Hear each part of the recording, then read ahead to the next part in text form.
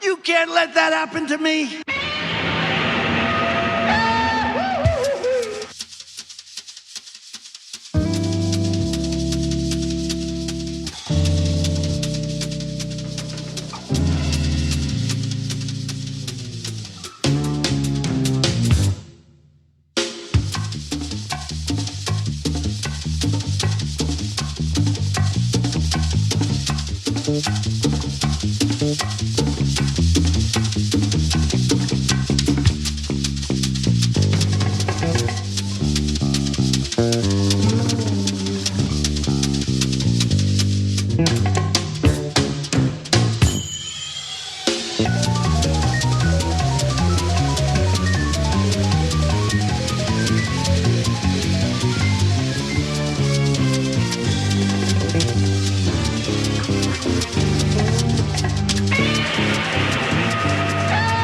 You can't let that happen to me.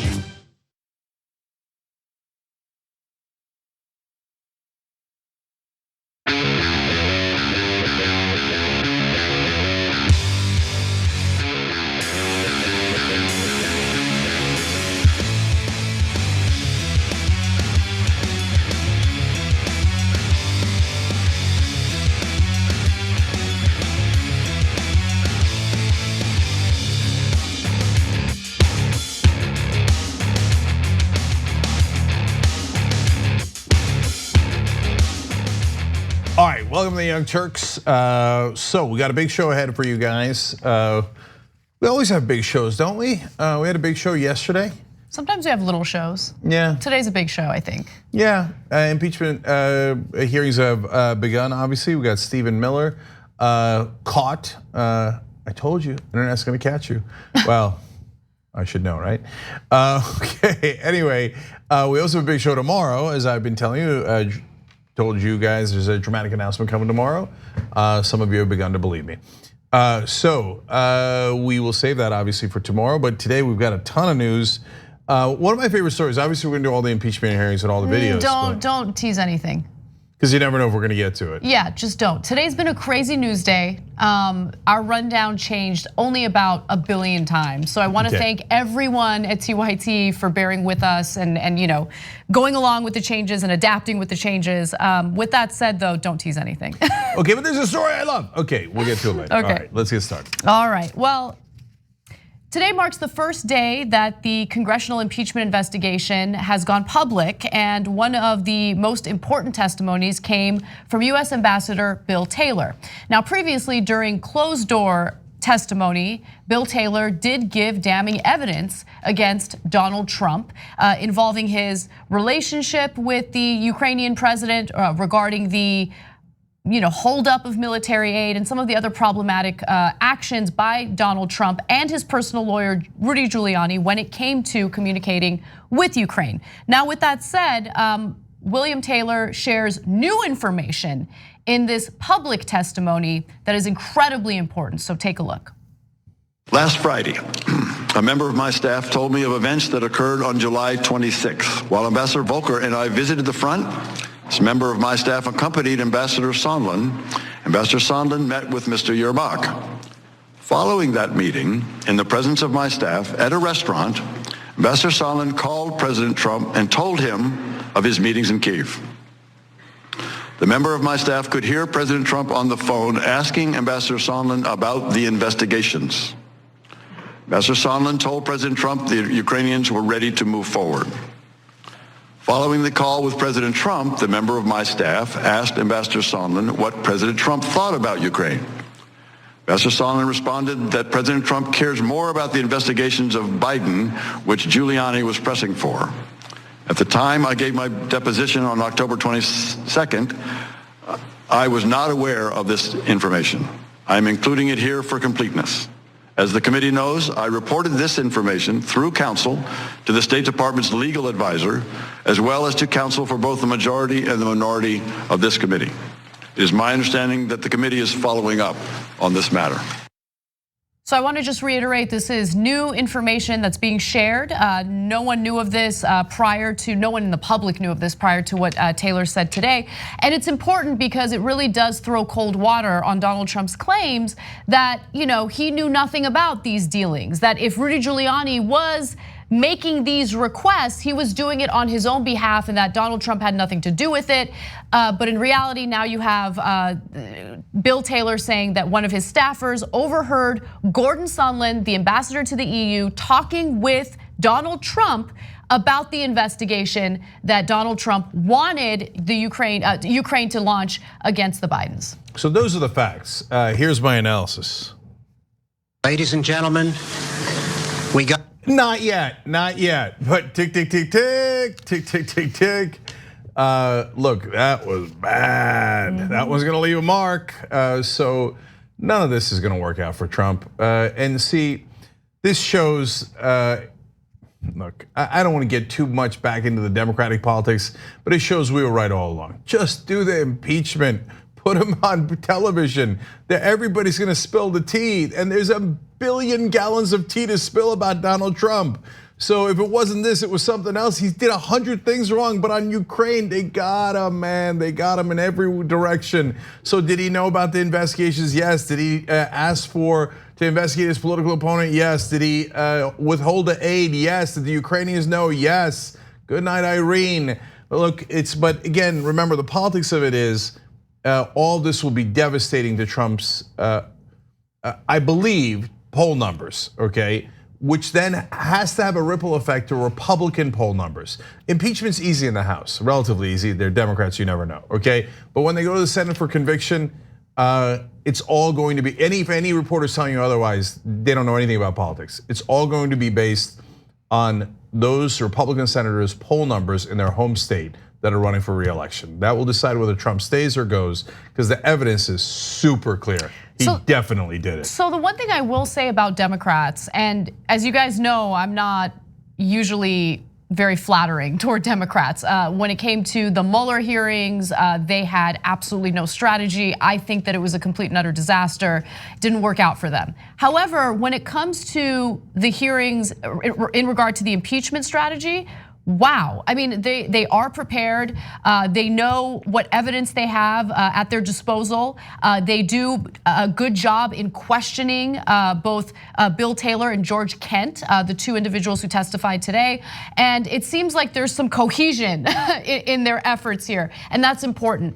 Now, with that said, one of the things that Bill Taylor was reported as saying during the closed door hearings was that he found it incredibly problematic that Donald Trump was holding up the congressionally appropriated military aid for Ukraine. He thought it was crazy. And at one point, the Democratic counsel, his name is Daniel Goldman, asks Bill Taylor about that. Let's take a look.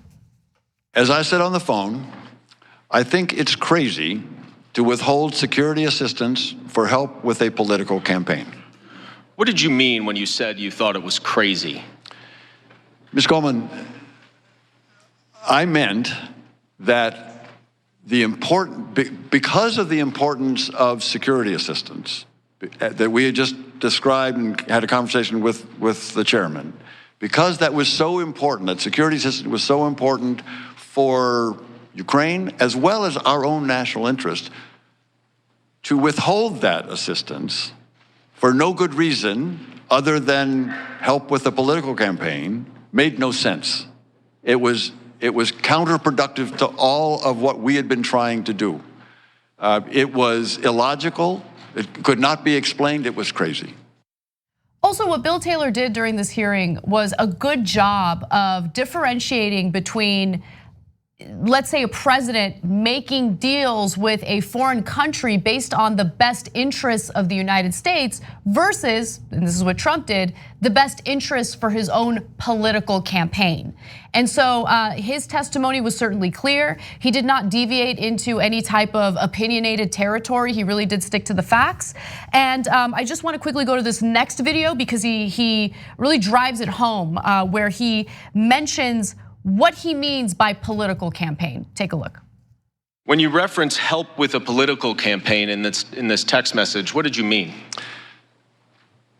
I meant that the investigation of Burisma and the Bidens was clearly identified by Mr. Giuliani in public for months as a way to get information on the two Bidens. And that investigation, at the very least, was mentioned by President Trump in the July 25th phone call with President Zelensky. Is that right? As we now know, yes. Yes, on September 25th, that transcript was released.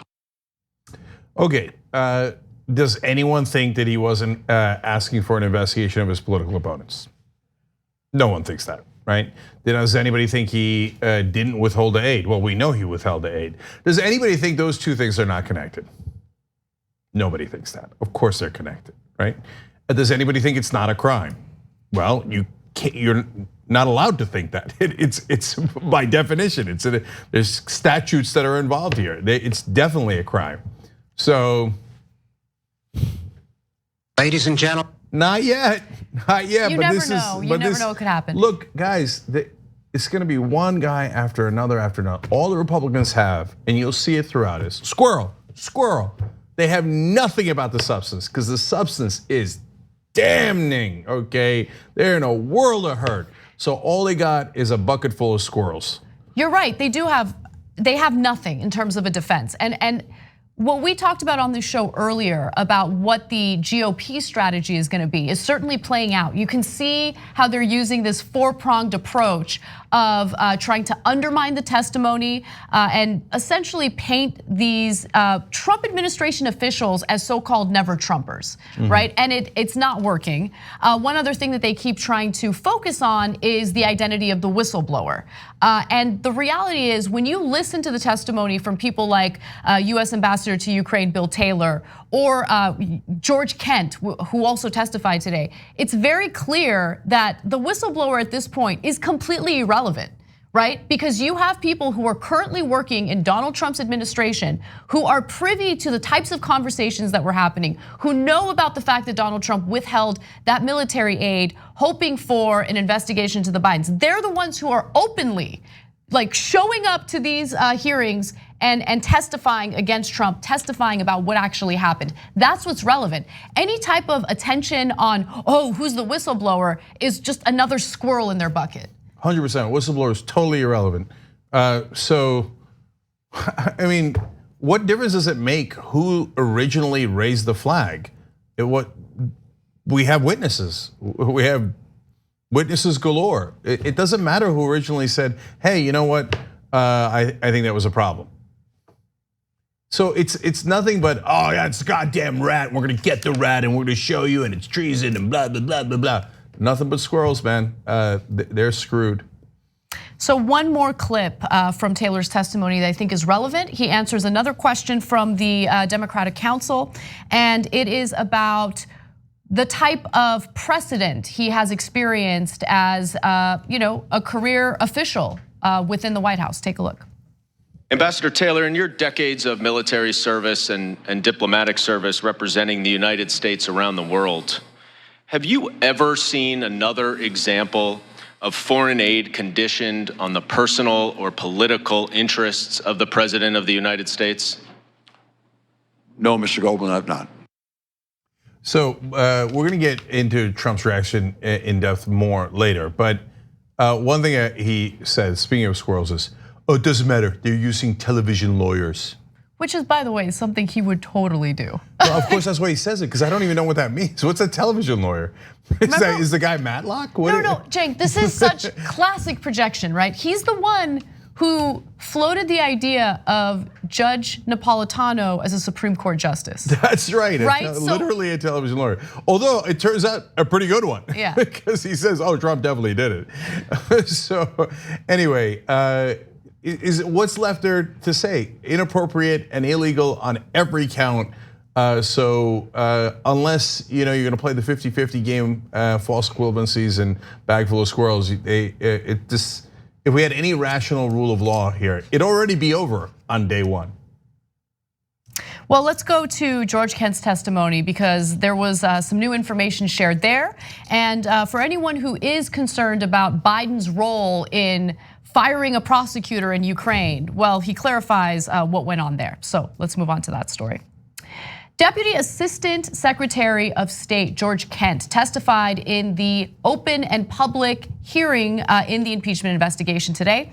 And during his testimony, he shared a lot of details into the firing of a prosecutor, which allegedly led to Donald Trump being concerned about the Biden's role in Ukraine, whether Joe Biden got a specific prosecutor fired for investigating Burisma, which is a gas company that Hunter Biden was working at. Well, I love this next piece of testimony from Kent because he really clarifies what went down and how it went down. Take a look. As a general principle, I do not believe the United States should ask other countries to engage in selective, politically associated investigations or prosecutions against opponents of those in power, because such selective actions undermine the rule of law, regardless of the country. The pervasive and long-standing problem of corruption in Ukraine included exposure to a situation involving the energy company Burisma. The primary concern of the US government since 2014 was Burisma's owner, Mykola Zlochevsky, whose frozen assets abroad we had attempted to recover on Ukraine's behalf. In early 2015, I raised questions with the Deputy Prosecutor General about why the investigation of Mr. Zlochevsky had been terminated, based on our belief that prosecutors had accepted bribes to close the case. Later, I became aware that Hunter Biden was on the board of Burisma.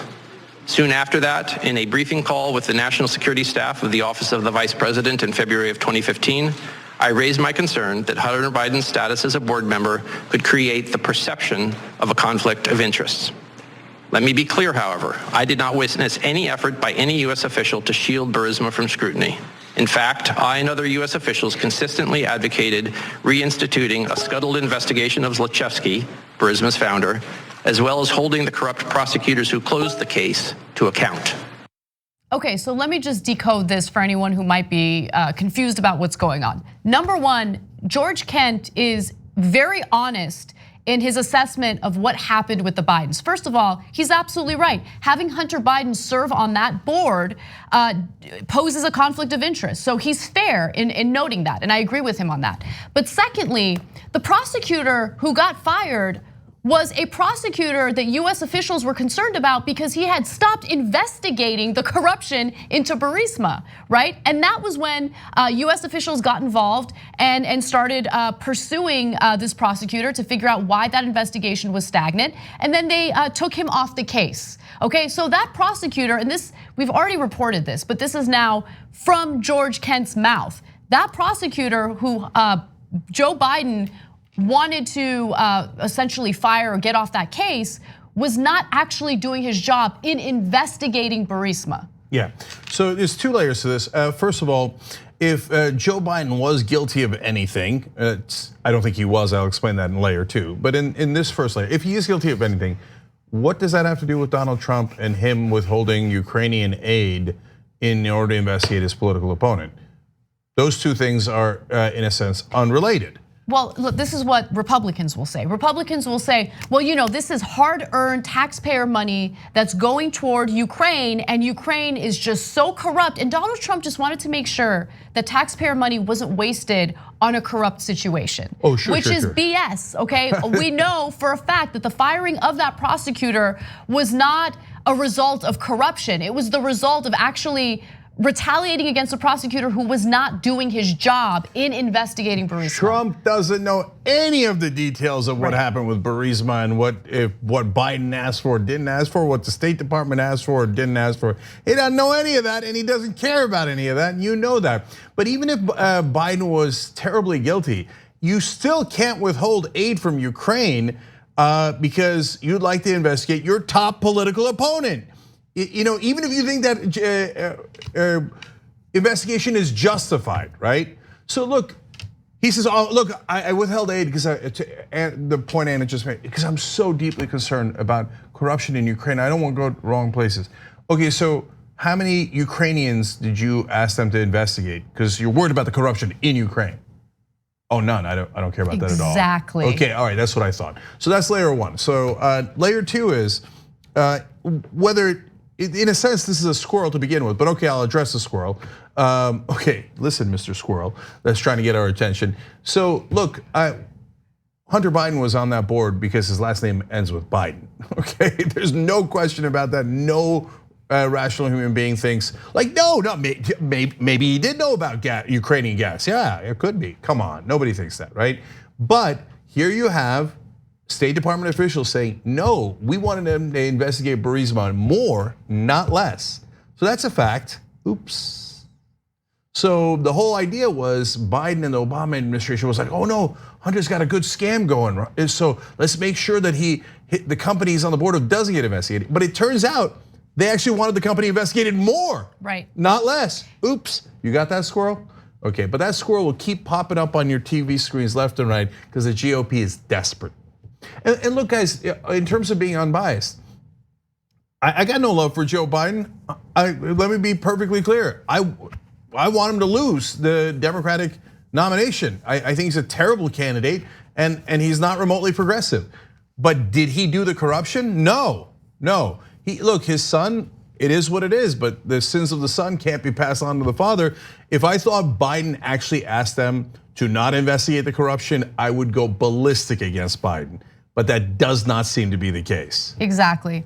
In fact, when it comes to corruption and when it comes to shadow foreign policy, George Kent shines a light on the influence of Donald Trump's personal lawyer, Rudy Giuliani, and into the firing of Marie Yovanovitch. So he gives those details, and this is very important. Pay close attention to the details he gives here. Take a look. Over the course of 2018 and 2019, I became increasingly aware of an effort by Rudy Giuliani and others, including his associates Lev Parnas and Igor Fruman, to run a campaign to smear Ambassador Yovanovitch and other officials at the US Embassy in Kyiv. The chief agitators on the Ukrainian side of this effort were some of those same corrupt former prosecutors I had encountered, particularly Yuri Lutsenko and Viktor Shokin. They were now peddling false information in order to extract revenge against those who had exposed their misconduct, including US diplomats, Ukrainian anti-corruption officials, and reform-minded civil society groups in Ukraine. During the late spring and summer of 2019, I became alarmed as those efforts bore fruit.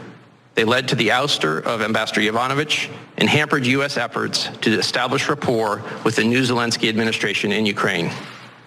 In mid-August, it became clear to me that Giuliani's efforts to gin up politically motivated investigations were now infecting US engagement with Ukraine, leveraging President Zelensky's desire for a White House meeting.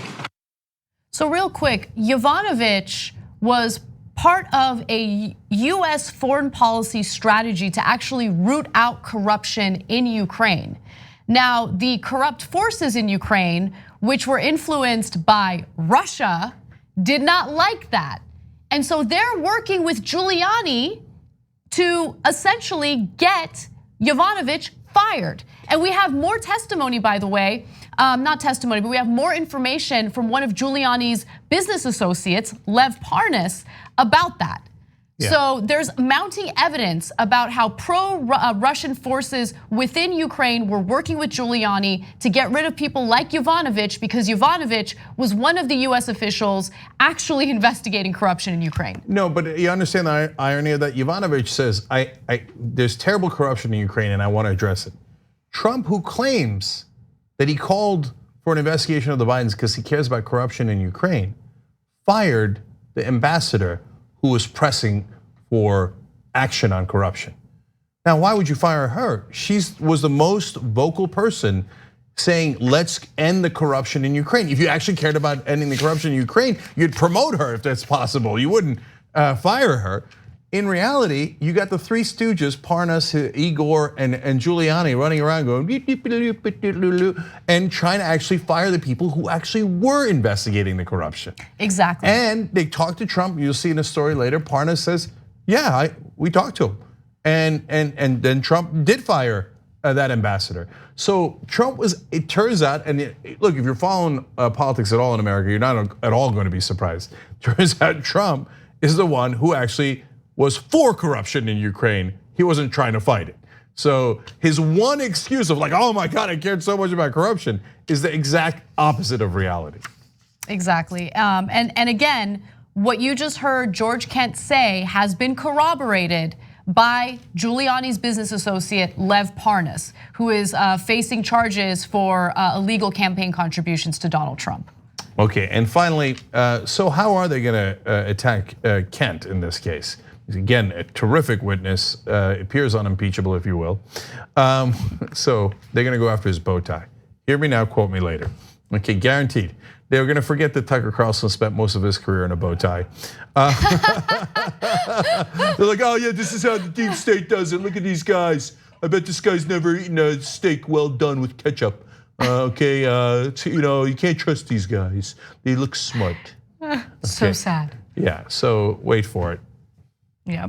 All right, well, we have more on the Trump reaction to the hearing today. And then later, we're gonna show you probably my favorite video, Jim Jordan getting owned. Yes. Trump has already launched Trump TV. In fact, they recently did a weather report. So why don't we go to the Trump Weather Channel and see what they have to say about this story. This is Brett Ehrlich reporting live on Hurricane Dorian as the storm bears down here in Mobile, Alabama. And as you can see, the weather is actually pretty nice. We need to fix this shot. We need to make it seem like there's more of a hurricane. Okay, actually, let's go to some video of a hurricane. Oh God, that's what a hurricane would look like if one was here. And that's scary, isn't it? And actually, if you listen really close, you can hear the wind. Real natural debris. And I'm not even sure how the people here in Mobile will cope with the cleanup afterwards. So we're just really waiting we gotta get out of the shot. We gotta get out of the shot with bated breath to see what will happen. And ow, okay, all right, okay, that's back to you guys, back to you in the studio. All right. Mr. President, I can't fake rain. What do you mean use a Sharpie? As you can see, the rain is coming down in buckets. The rain's coming down all over the place, and there is no quarter. There is no quarter, no place to hide. I quit. I just quit. The Monsanto Corporation continues to sell an herbicide called Roundup. You should know that recent studies have linked this commercial herbicide to a significant increase in non-Hodgkin's lymphoma. A diagnosis of this type of cancer can be devastating to you and your family, while Monsanto continues to profit from these sales. If you or a loved one were exposed to Roundup at work or at home and then developed non-Hodgkin's lymphoma, you might be entitled to financial compensation, and you have a right to take action now. Welcome back, everyone, to another episode of The Damage Report, another week of the news. I am John Idarola, and we've got a doozy of a show for you. My God, is DC up its own ass today. We have put someone into power in our country who is so crazy, they have finally out-crazied North Korea. The US is the only country in the world that isn't part of the Paris Climate Accord. Yesterday, Donald Trump did exactly what he told us. He pulled the US out of the Iran nuclear accords. People call the police on black people. People are fearful of black humans. There is no more to the story than racism. I was gonna say we've been dealing with the issue of lead poisoning in this country, but that would imply that we're really doing something. We have an issue with lead poisoning and it continues. So 60 people are now dead. Some of them grandmothers, many of them children. The silence of politicians on both sides of the aisle. Just about only Bernie Sanders, maybe Tulsi Gabbard, and a few others have actually been critical of what happened there. And the rest are cowards hiding behind silence, refusing to admit what happened yesterday. We have to be able to accept that we do things wrong in this country. You can fix and change things, make things even. What's great about our country, and this is a great example of it, is everybody's pissed off. This is the Damage Report, and it's all about the threats facing us each day. When something's relevant, and it's hot, and it's in the news, you're not supposed to talk about it. Can we start talking about it now?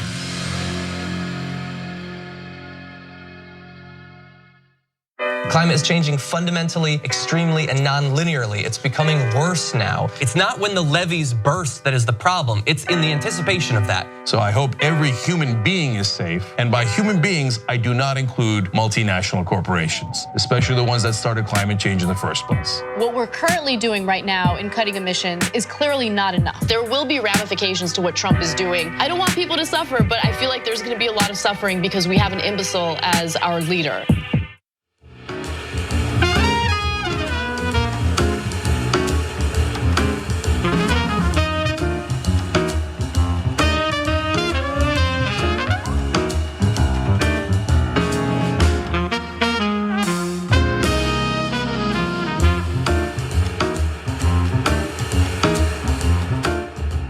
All right, back on the Young Turks. Lots of fascinating comments. First, member section. TYT.com/join to become a member. Support independent media, home of progressives. We're not playing. Pepe Tropicasas writes in, I'm gonna watch live because I can't wait till tomorrow to see how the hearings went. Hi to all you TYT fam. Okay, Philly Progressive with shots fired here. The Republicans brought in Jim Jordan because he's experienced with protecting sexual predators. That's kind of a fact. Okay. Certainly not unfounded. All right, Captain Cornball says, it has to be said, Bill Taylor has a voice to rival Mark Thompson. Fun for Dude, everybody. you know what? I will say, I probably should say this. His voice is sexy. Whose, Mark's or Taylor's? No, well, both, I guess. Got awkward for a second. No, but like I didn't expect, I don't know why, but I didn't expect Bill Taylor's voice to be so like Yeah, well, no, hot. to me, yeah, it's so funny. I didn't think about it for 1 second. The only voice that surprised me was Mueller's. Because Mueller looks like he has a commanding, booming voice, and he came in like, Mueller was like falling asleep during his hearing. Yeah, sleepy Bob. Sleepy Bob. Anyway, Tommy Too Strong writes in, I'm so looking forward to the day Cenk finally gets to say tick, tick, tick, boom. Oh my God, whisper of a dream. Steppenwolf says, LOL, Cenk, quit pushing that button. My heart skips a beat every time you do it. Referring to the ladies and gentlemen. All right, so here's some very drammy tweets. Bernie Bro with a V writes in, okay. I don't know if you understood that, but I don't want to read it. Okay, Cenk is saying spill the tea. Means it's a phrase that's hit its end. Next, your boomer family will be asking you to spill the tea and asking if you've got receipts. I like it. So you're gonna do me like that? Yeah, he is. Okay, all right. No, with a V, she. She's Oh, did me she. like that, right? Okay. Okay. Anyways. I don't get it, but okay. Bernie Bro, who's a woman, let's put it that way. That's a medical term though. I know, but whatever. Okay, anyway, Guillotine Wolf writes in, is bucket of squirrels an actual saying? I've never heard that. Did you all just throw that out there and repeat it and make it a thing so casually? Yeah, kind of did. Who's the boomer now? Oh, by the way, as soon as I said bucket of squirrels, I thought, oh, that's good, that's gonna stick. You said it so confidently that I thought it actually was a thing that I hadn't heard before. So now I'm gonna use it too. Guess what? It just became a thing. Hashtag bucket of squirrels. Okay, last ones are YouTube super chat. Tim I just says, this is just a big nothing sandwich, LOL. See, Burgundy will read anything in YouTube super chat. So agree to disagree, brother. And Silas Greystone says, Trump's goal was to give Ukraine and North Syria to Russia for some hotel deal. The Ukraine deal got caught, but we all know how North Syria turned out. Well, we've got that coming up in a little bit as well. But look, it wasn't a hotel deal. All available evidence points to, including Donald Trump's sons literally saying it, he got all of his money for the Gulf properties and a lot of his properties and for his remaining businesses from the Russians. So that's what's at the heart of all of this, but the Democrats steadfastly refuse to investigate it. Okay. All right, quick announcement, programming announcement. We will be doing special coverage of the 5th Democratic debate next week in Georgia. So make sure you tune in live. We will go live at 11 p.m. Eastern time on November 20th. That's on Wednesday. And you can watch us live by going to tyt.com/live. The panel will consist of myself, J.R. Jackson, John Idarola, and Ida Rodriguez. And by the way, tyt.com/rally, because We're gonna do a rally slash meetup in Georgia. We're gonna have some great legislators there and people running for office. So don't miss it. You go to tyt.com/rally, sign up. We'll send you info on how to reach us. There could be some dramatic speeches there. All right, what's next? Today, during the first public hearing in the impeachment investigation, there was damning testimony given by Acting Ambassador to Ukraine, William Taylor, and Deputy Assistant Secretary of State, George Kent. Now, Donald Trump's reaction to all of this has not been good. He had a number of outbursts on Twitter, which you can expect, but he was actually asked about the impeachment hearing during his joint press conference with the Turkish President Erdogan. So let's hear what he had to say. I did not watch it. I'm too busy to watch it. It's a witch hunt. It's a hoax. I'm too busy to watch it. So I'm sure I'll get a report. There's nothing. I have not been briefed. No, there's nothing there. I see they're using lawyers that are television lawyers. They took some guys off television. You know, I'm not surprised to see it because Schiff can't do his own questions.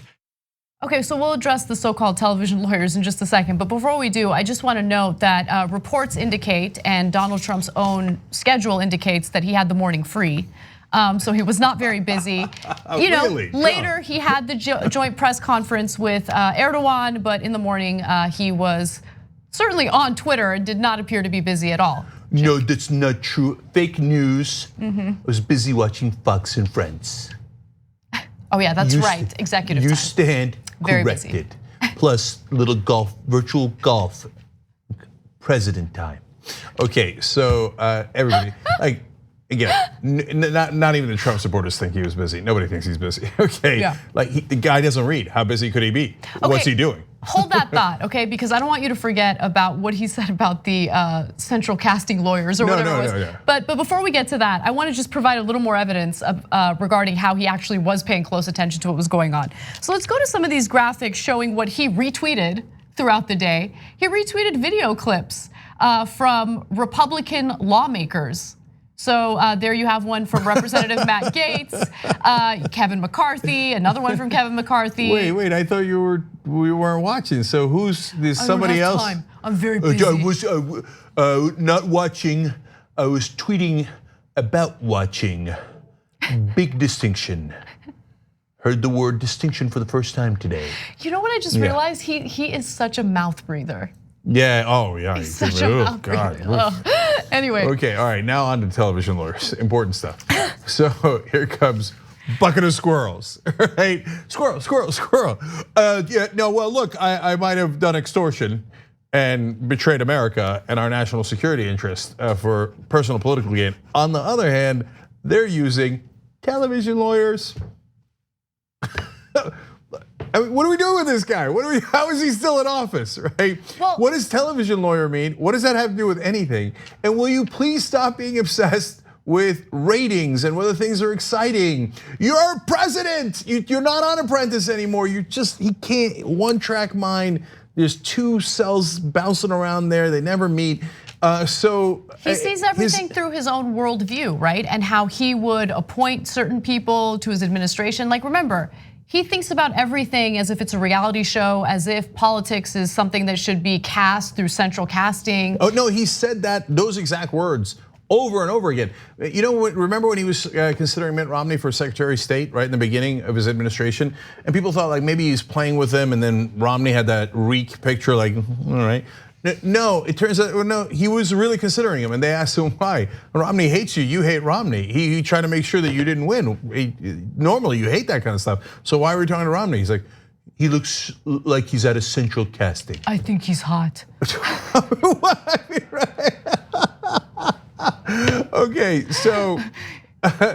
Okay, so apparently he doesn't like that the Democrats are using Matlock to get him as a television lawyer. Well, okay. But what's incredible, and I have to say, completely separate from what Trump said about the so-called television lawyers, as I was watching the hearing live, you know, the Democratic counsel, meaning the Democratic lawyer, Daniel Goldman, started asking Bill Taylor some questions.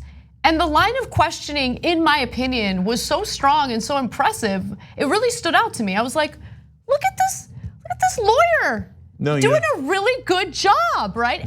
And look, obviously we know Trump was paying attention and seeing a lawyer do a good job in questioning Trump administration officials about what really went on.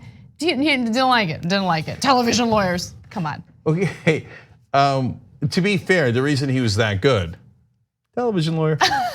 Okay, last thing on that is Stephanie Grisham then went out later in the day and said, no, none of this matters, it was boring. What, even if it were boring, and I'm pretty sure impeachment hearings where they have overwhelming evidence that the president did it is not boring, excuse me. But even if it were boring, so what? Like, how does that absolve you of guilt? Because for them, everything's a circus. They're like, oh no, impeachment hearing circus, guilty, it was boring. Got you.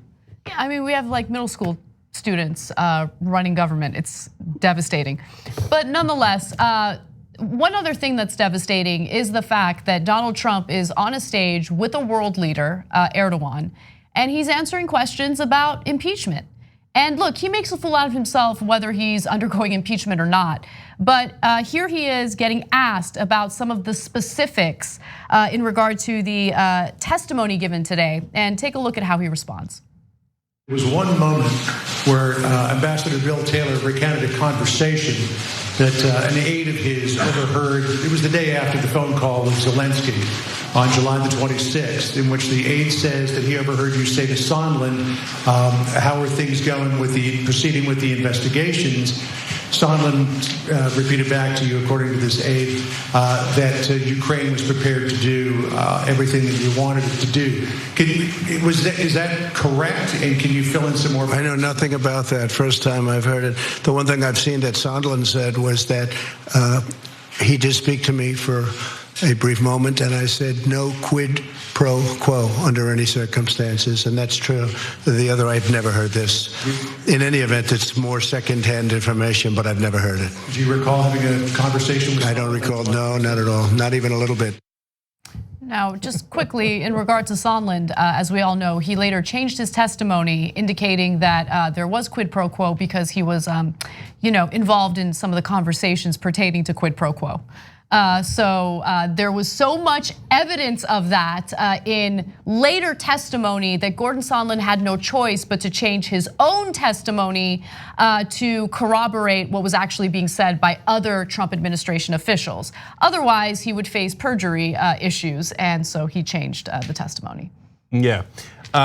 Look, this is just a silly point about body language, but Zelensky, when he was with Trump, in that press conference, looked so nervous, and they asked him, like, was there pressure? And he's like, I don't want to get involved in politics. Erdogan, on the other hand, is like, I know, it's bad. Right, he's just sitting there like with that grin on his face, like, yeah, I ate northern Syria.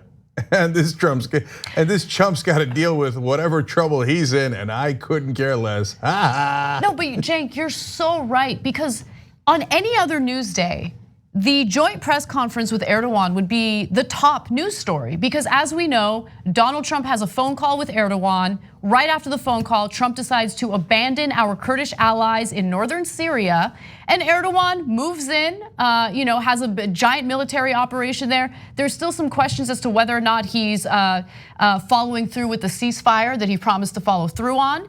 And there were ISIS fighters that our Kurdish allies were guarding who were later able to escape as a result of Kurds having to flee to protect their own lives, right? So I mention all this stuff because some of the stuff that was said during that press conference, which we will cover later, isn't really getting much news because there's so much attention, I guess rightfully so, on the impeachment investigation. So Erdogan's thinking to himself, awesome. Yeah, he's thinking, how did I get this lucky? I mean, this schmuck gets elected, and then I don't know what he's got on him, but he's got something, right? And then he gives me everything I want. And then you would think at the moment that I'm in the biggest trouble, I gotta go do a press conference in America with a lot of reporters that are hostile about my unbelievable aggression in northern Syria. And no, like barely any questions about it because everybody's asking this guy about other crimes he committed that were even worse. So that's why he's got that grin on his face. All right, well, we got to take a break. When we come back, we'll give you some of the reaction from Republicans in the media and also Republican lawmakers. And then later in the show, we will talk about what Giuliani's business associate, Lev Parnas, is now telling impeachment investigators.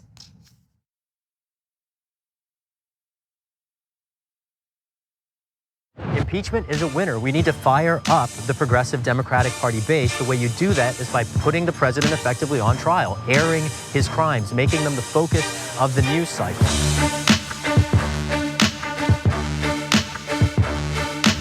As an immigrant to the United States who's had the privilege of studying and teaching law at Stanford Law School, I take very seriously our founding commitments. My family didn't migrate across the world twice to be free, only so that I could watch liberty die on my watch. I'm challenging Nancy Pelosi for her seat in the House. We need real resistance. And a Democratic Speaker of the House who funds the kleptocrats' concentration camps, that's not resistance. And that's not even opposition, that is enablement and appeasement. And centrists think moderation wins because it moves to the middle and meets people where they're at. Progressives understand that a bold vision wins elections because that's what motivates people to hit the street and pound the pavement necessary to win elections. They did 100 squats a day for 30 days straight. I was like, how hard can that be? That doesn't sound very hard. So I'm gonna try to do this for 30 days and see if there's any difference in my physique. 3 weeks later. Steve, how is your exercise regimen coming along with your squats? I did 100, 100, 100, 0, 0, 0, 0, 0, 0, 0, 0, 0. You're pacing yourself. Yeah. The Monsanto Corporation continues to sell an herbicide called Roundup. You should know that recent studies have linked this commercial herbicide to a significant increase in non-Hodgkin's lymphoma. A diagnosis of this type of cancer can be devastating to you and your family, while Monsanto continues to profit from these sales. If you or a loved one were exposed to Roundup at work or at home and then developed non-Hodgkin's lymphoma, you might be entitled to financial compensation, and you have a right to take action now. From this day forward, a new vision will govern our land. From this day forward, it's going to be only America first.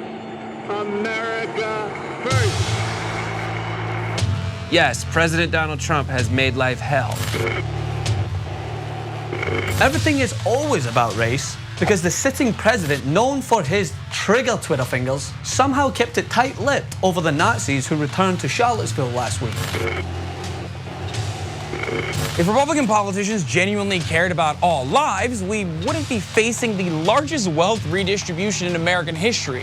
Trump, who claims he wants to make America great again, but isn't really interested in protecting the little guy, just withdrew Obama's memo and told collectors that they're free to go back to screwing over struggling Americans with fees. This decision will impact far and wide, especially, and listen for the irony here, those who already pay more out of pocket each year due to soaring internet package prices. There's a ton of racist monuments in America. White supremacy is still put up on a pedestal. Of course, more white people are killed by police. White people make up more than 75% of the US population. So you can justify your bigotry and feel better about saying these things at dinner, polite dinner conversation with a side of racism and home fries. Does the president normally watch these kind of anti-Muslim videos that have been posted by this group? Here's a list of what the president watches every day. It goes cartoons, Fox and Friends cartoons, followed by, at noon, it was a bunch of Civil War documentaries for like 6 hours. But he claps at all the wrong times.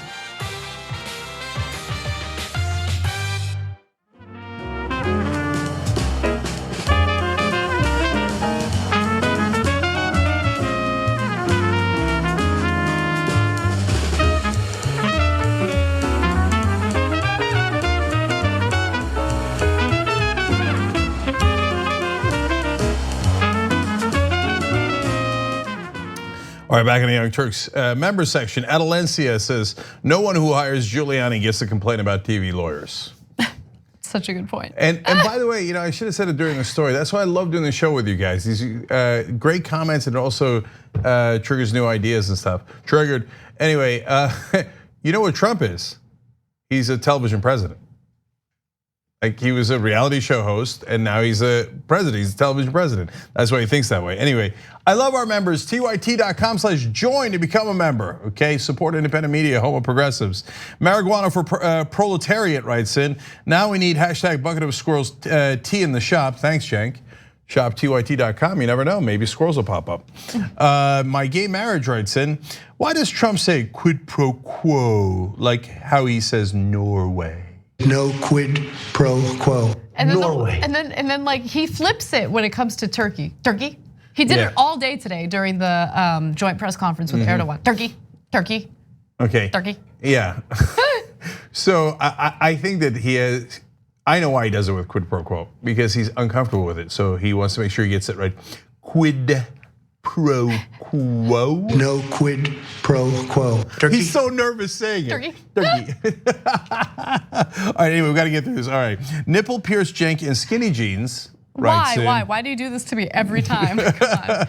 In fact, maybe payback, because he says, thanks, Anna. I spit my iced tea out when you were talking about Trump and Romney and said, I think he's hot in Trump's voice. All right, there you go. Love you guys. TYT.com/join. Okay. By the way, if you just want to chip in, right, make sure the show is sustainable. TYT.com/yes. Okay. Yep. All right, what's next? Luckily, there are some members of the right wing who are honest actors, and surprisingly, Chris Wallace has been one of them when it comes to his opinions and his commentary on the impeachment investigation.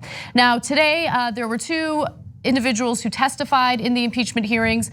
We had acting ambassador to Ukraine, William Taylor, and Deputy Assistant Secretary of State, George Kent. Now, both individuals had damning testimony, but get a load of how Chris Wallace reacted to Bill Taylor's testimony on Fox News. I think that William Taylor was a very impressive witness and was very damaging to the president. First of all, as you pointed out, he took very copious notes at almost every conversation. When he put quotes in his opening statement, he said those were direct quotes from what was said. It also doesn't hurt that he has a voice like Edward R. Murrow, so he's a pretty impressive presence up there, and I think very non-political. He went out of his way to talk about what he knew, what he was specifically testament to. The only thing he talked about was a strong feeling that it was in the U.S. national security interests to support Ukraine in the fight against Russia, but he certainly wasn't taking any partisan position.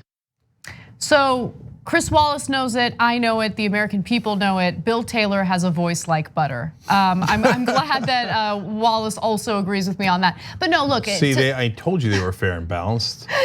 See, no, but look, his read of Bill Taylor's testimony was spot on because it was damaging to Donald Trump. He did go out of his way to be nonpartisan. He did not want to make this political. He did not answer questions posed by Democratic lawmakers who clearly, wanted to go further than Bill Taylor could go in making assumptions about, let's say, intent and things like that. But Bill Taylor stuck to the facts, and he also provided additional evidence that we didn't know about before, including a conversation that one of his staffers overheard between Donald Trump and Gordon Sondland. In that conversation, Donald Trump asked about the investigation into the Bidens, and Gordon Sondland made it clear that Ukraine was planning to move forward with announcing those investigations. I'm so glad that Roger Ailes was fired and doesn't run Fox News anymore. He passed away after that, but he was fired anyway. And so it's not because Fox doesn't do absurd things to defend Trump and Republicans. They do. During the testimony, they kept putting up graphics that were all like crazy Republican and Trump talking points. In fact, I'll read you 3 of them. All 3. There's no balance or any of that. October 23rd, President Trump dismissed Taylor as a never Trumper. Okay, but you're Fox News. So is he a never Trumper? Or did he actually work for the Trump administration, right? So, but they put that up there. White House called Taylor's closed door testimony triple hearsay. Okay, but what was it? Was it actually triple hearsay? All right, and the last one was, GOP says Taylor had no firsthand knowledge about Ukraine aid. Okay, so don't get me wrong, they're still over the top, and they're still giant fans of Donald Trump overall. But Ailes would not have tolerated any dissent. He would just let Shep say something once or twice a year on things that were not overly important. Now we have dissent breaking out all over. Napolitano Shep Smith is gone, but Chris Wallace, that's one of their heavyweights. And he just keeps coming on TV and going, sorry, that's a crime. You know, and the squirrels aren't working. Those guys are totally credible. They appear to be telling the truth. And that's seeping into the Fox audience a little bit, but I think it can make a big, big difference. Well, it is interesting to see members of the right speak out against Trump as long as they're not elected officials, right? Because if we're talking about elected officials, that's a whole new ballgame. These are people who are worried about their political careers, and they're gonna go ahead and ride the Trump wave until, in their minds, the electorate or Trump's base decides to turn on him. But Trump's base is not gonna turn on him. Now, these impeachment hearings might change things, but I really don't have a lot of hope for Trump's base, right? Because all Trump needs to do is say, no, it's fake news. These people are never Trumpers. And they'll go ahead and believe it, right? Because it's easier for them to brush it off. I'm not saying that these hearings shouldn't happen. They should happen. And look, there's a portion that is undecided and they don't identify as hardcore, avid Trumpers. So those are the people that need to be persuaded.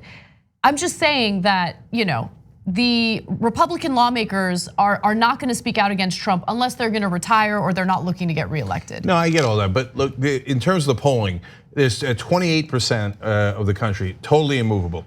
It's a fool's errand to try to get their votes, get their support, et cetera. It's not gonna happen. But that leaves 72%. And of that, already half are not only against Trump, they've been against Trump for a long, long time, not from day one, but for a long time. But they now say, yeah, impeach and remove from office. So we already have 50%. We know the 28% can't be moved. So the battlefield is just that 22%. That's it. But though for that 22%, that's everything. Like in a rational, sane democracy, you wouldn't need that 22%. You just need a couple more points and he's done, right? But that's not the world we live in. You almost have to get every non-deplorable to be able to get Trump out. So let's move on to the second part of what Wallace had to say about Taylor's testimony. In fact, he brings up specifics in regard to the damning evidence against Trump. I thought the two most important parts of his testimony were his recounting, and this is new news, July 26. He says he has found out since he testified before the committee in closed doors that Gordon Sondland, who was really kind of the point person between President Trump and the Ukrainians, much more so than Taylor was, who never actually talked to the president, was on the phone in a restaurant in Ukraine with the president on July 26, the day after the Trump-Zelensky phone call, and that he could overhear, the staff member for Taylor could overhear the president saying, what about the investigations? So clearly the investigations, and by that Taylor thought the investigations into the Democrats in 2016, also the investigation into Biden, that was very much on the president's mind. And then the aide asked Sondland what the president thought about Ukraine, and this is a quote from the Taylor statement. Ambassador Sondland responded that President Trump cares more about the investigations of Biden, which Giuliani was pressing for. He was asked, cared about it more than, and Taylor said Ukraine. Yeah, so look guys, the facts are crystal clear, even Chris Wallace acknowledging it. Obviously all he cared about was investigating his political opponent. So this is a debate between all rational people who see the facts perfectly clearly and an insane asylum. It's like you go into an insane asylum like, okay, who wants to debate politics? Probably a lot of them do. Okay, have fun. But what's important about Chris Wallace is he's inside the asylum and he has a little bit of trust inside the asylum. So the patients are looking around going, oh, wait, is that true? I heard it was triple hearsay, right? I was told that I was supposed to look at squirrels. What happened, right? Yeah. And so the fact that he's able to speak inside the asylum, I think might make a little bit of a difference. Exactly. And that's all you need. So let's move on to a Republican lawmaker who actually got owned during this hearing. And I really appreciated this moment because it perfectly illustrates how Democrats aren't playing. Finally, they're coming at this from a strong position. So During the impeachment hearing, the first public impeachment hearing into Donald Trump, Jim Jordan wanted to make a big to-do about the whistleblower who remains anonymous. Now, as we know, Republicans are really latching on to a very weak and flimsy defense. And part of that defense of Donald Trump is, well, we don't know who this whistleblower is. This whistleblower could be a partisan. There could be some political motivations here. Now, as we know, the whistleblower at this point is completely irrelevant because we have multiple Trump administration officials testifying against him and providing testimony about the quid pro quo between Donald Trump and Vladimir Zelensky, the president of Ukraine. But nonetheless, Jim Jordan goes up and decides to bring up the whistleblower. Check out how he gets responded to. Now, there is one witness that they won't bring in front of us. They won't bring in front of the American people. And that's the guy who started it all, the whistleblower. Thank you. I say to my colleague, I'd be glad to have the person who started it all come in and testify. President Trump is welcome to take a seat right there. Oh, owned. Welch for the win. Okay. There's something about men from Vermont, apparently. Yeah, that's right. So, but look, substance of this. Let me give you an analogy. They keep saying the whistleblower, the whistleblower. The whistleblower is in essence the guy who called 911. Now, then the cops show up and they do an investigation of a crime. And let's say that the crime in my analogy is murder. And they have witnesses. And they have 3 people say, yeah, that guy came in and shot that guy in the head. I saw it. The other one says, I saw it too, and it was all him. And they have amazing evidence, right?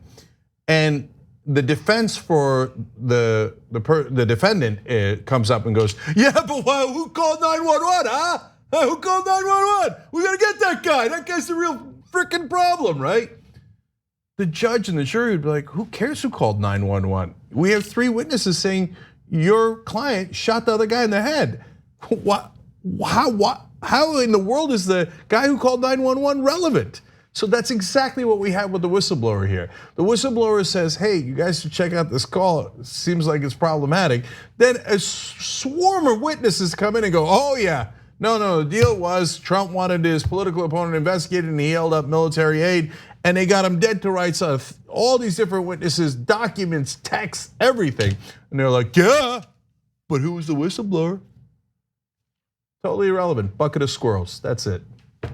All right, we're gonna take a quick break. When we come back, Lev Parnas, a Giuliani associate, is dishing all the dirt on his conversations with Donald Trump, and it does not look good for Trump when it comes to this impeachment investigation. We'll give you the details on that and more when we return.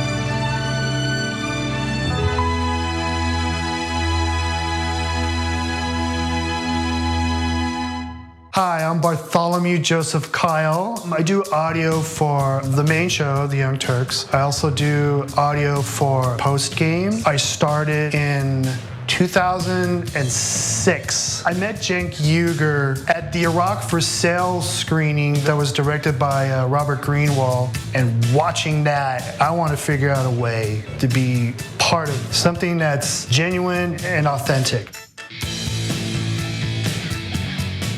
The Monsanto Corporation continues to sell a herbicide called Roundup, but you should know that that herbicide is a potential killer. Recent studies have linked Roundup to significant increases in non-Hodgkin's lymphoma. That's a cancer that can be devastating to you and the people you love. While Roundup continues to cause cancer, Monsanto continues to make huge profits from the sale of Roundup. They will not take it off the market. If you or a loved one are exposed to Roundup at work or home and then developed non-Hodgkin's lymphoma, you may be entitled to financial compensation, and it's important for you to take action now and hold Monsanto accountable. I'll predict right here for you, Chris. I think Donald Trump will leave office before his term is up. He'll be humiliated, embarrassed, and I know him. He's not gonna wanna lose, and he's gonna run for the hills. You got that bet all day long. Okay, let's get after it. Now, so look, Jake has made some good predictions, and this is in good fun. I could not disagree more. There's a little bromance between the two of them. You got that bet all day long, Janky, you. Oh, you stop. In the meantime, let's call him out on the damage. But I just got a Roku set. Did basically a little bit of channel surfing, and I was like, there we are. Yeah. There we are. And then I turned it on, and it was John and Brett on Damage Report making fun of me. Oh no. So you are so busted. I even took a picture of it, okay? They're talking about my predictions. I got a new prediction for you, John Idarola.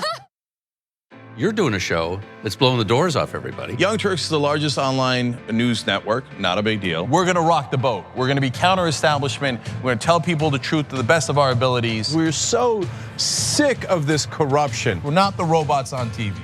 I actually care about the news. Guilty, I care. Fourth day on Occupy Wall Street. Last night we launched Wolfpack. It's us pushing our ideas out there, trying to help the country in every way that we can, trying to make this place just a little bit better. Reporting from the Hillary-Bernie debate, I gotta be honest, you know what we do, we cover it for real. For us, this system isn't working. Free and fair elections. And when he told the cops that day when they came to drag her away, and he said, if you're gonna chain her, you're gonna chain me. If you're gonna arrest her, you're gonna arrest me.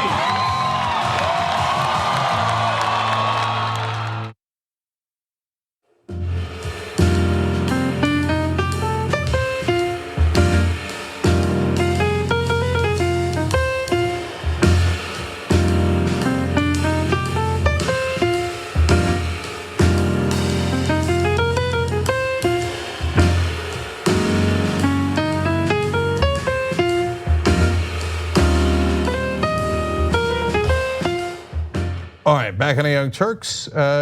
Interestingly, belated comments about the Bernie Sanders endorsement. Patrick in the member section says, I do want to shout to the rooftops and say that I registered to vote today in Wisconsin, and I'm looking forward to, as Nina Turner says, support Senator Bernard Sanders in the primary.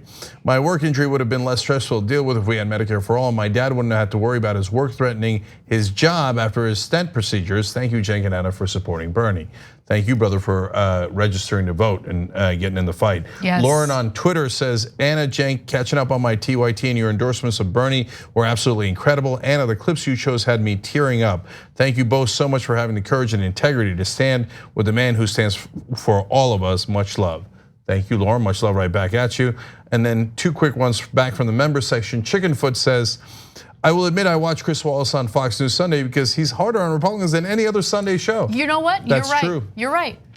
It really is. Because the others are scared that the Republicans will yell at them, whereas Chris Wallace works at Fox News. And last one is Eric Rafford says, when Mulvaney testifies, can't wait for them to call him a never Trumper. Look, I mean, I don't know how much you're kidding, but even though he was his chief of staff, you think they won't do it? They'll do it. They'll throw anyone under the bus. Yeah. All right, well, let's move on to some more damning information for Donald Trump when it comes to this impeachment investigation. Rudy Giuliani's business associate, Lev Parnas, who is facing serious federal charges for illegal campaign contributions to Donald Trump, is sharing more information with impeachment investigators in regard to conversations he had with Donald Trump in regard to Ukraine. So according to the Washington Post, which broke this story, Parnas has told associates that he and his associate, Igor Furman, told Trump at a 2018 dinner in his Washington hotel that then US Ambassador to Ukraine, Marie Yovanovitch, was hostile to his interests. Now this is super relevant because as we know, Marie Yovanovitch was fired by Donald Trump, and Yovanovitch felt that she was a target by the Trump administration, and she had asked for the State Department to defend her because she had been an ambassador for a while. She had proven herself. She really didn't understand what was going on or why they were targeting her. The State Department refused to back her up. And then later, Gordon Sondland essentially told her, well, if you want to keep your job, maybe you should say some nice things about Trump via Twitter. And she refused to do that. And then later, she was let go. Now, Parnas is shedding more light into the influencing factors behind her firing. Parnas said Trump responded by suggesting Yovanovitch should be fired, and that's according to the Post reporting, citing people familiar with his account. Trump had claimed that he didn't even know Parnas, right? That's something that he's been saying to the media over and over again. In fact, he said he didn't know Parnas or Igor Furman following their indictment. In fact, here's a quote. He said, "It's possible I have a picture with them because I have a picture with everybody. I don't know what they do, but I don't know. Maybe they were clients of Rudy, except you had conversations with them during dinners for your super PAC fundraising events." Yeah. Oh, Donald Trump telling a lie. Whew, that's got to be a new one. So this is obviously damaging because these are the guys who are involved not only with the Ukraine story and wanting to investigate Biden, et cetera, and so connected to the whole impeachment hearings, but also arrested for possibly working with a foreign government. And so what government were they working with? And then does that mean that Trump was having dinner with agents of a foreign government and then promising them deals? And then he did actually fire her. He fired the ambassador just like they wanted. So, I mean, super damning. Yep. And maybe it takes a peach to beat an orange. One of you guys tweeted in yesterday that Parnas looks like a sad peach. Okay. Some truth to that. Our audience is always on point. All right, well, it's not just Parnas who's shedding light on Donald Trump's conversations and his relationship with Parnas. In fact, there is an unnamed senior administration official who also spoke to the Post. And this individual said, quote, "It's just not true that he had no idea who these guys were. He knew Lev particularly." Yeah. Drums. And then also it turns out that Trump was trying to get the former Ukrainian president to dig up dirt on his political rival as well. So even before Vladimir Zelensky was elected, he was actually having conversations with Poroshenko about digging up dirt on his political rivals. Let me give you the details on that. Parnas and Fruman met with then Ukrainian President Petro Poroshenko in February, according to Parnas's lawyer, Edward McMahon Jr., his lawyer, and who said they met at the request of Giuliani, who was in turn acting on Trump's orders. So again, even according to what Lev Parnas and his lawyer are saying, Trump was already trying to dig up dirt on the Bidens by working with Poroshenko. So, I mean, look, it's so clear what his intentions were. It wasn't about rooting out corruption. It wasn't about doing the right thing and making sure that, military aid didn't end up in the wrong hands. It was all about digging dirt, not for the benefit of the United States, but for the benefit of Donald Trump and his own political campaign. I'm worried about the corruption in the previous regime, who I also was trying to influence earlier and work with. And in both regimes, there was one unifying thing that I was really worried about: the Bidens. They're causing most of the corruption in Ukraine. Really, the Bidens are the ones causing most of the corruption in Ukraine. All right, of course, none of this it holds together. It's not logical. Of course, his story is contradicted by others.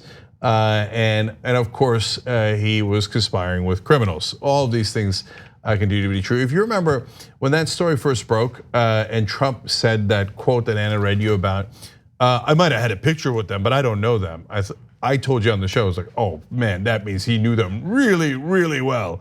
Because if he thinks that they didn't have a picture together, they didn't know, oh, I never met the guy, I don't know him at all. What was that name again? Was it Parnas? Igor, never heard of an Igor, right? And He always does this, by the way. right? Yeah. But when he really knows them well, he's like, there might be a picture. I mean, I got pictures with everybody, right?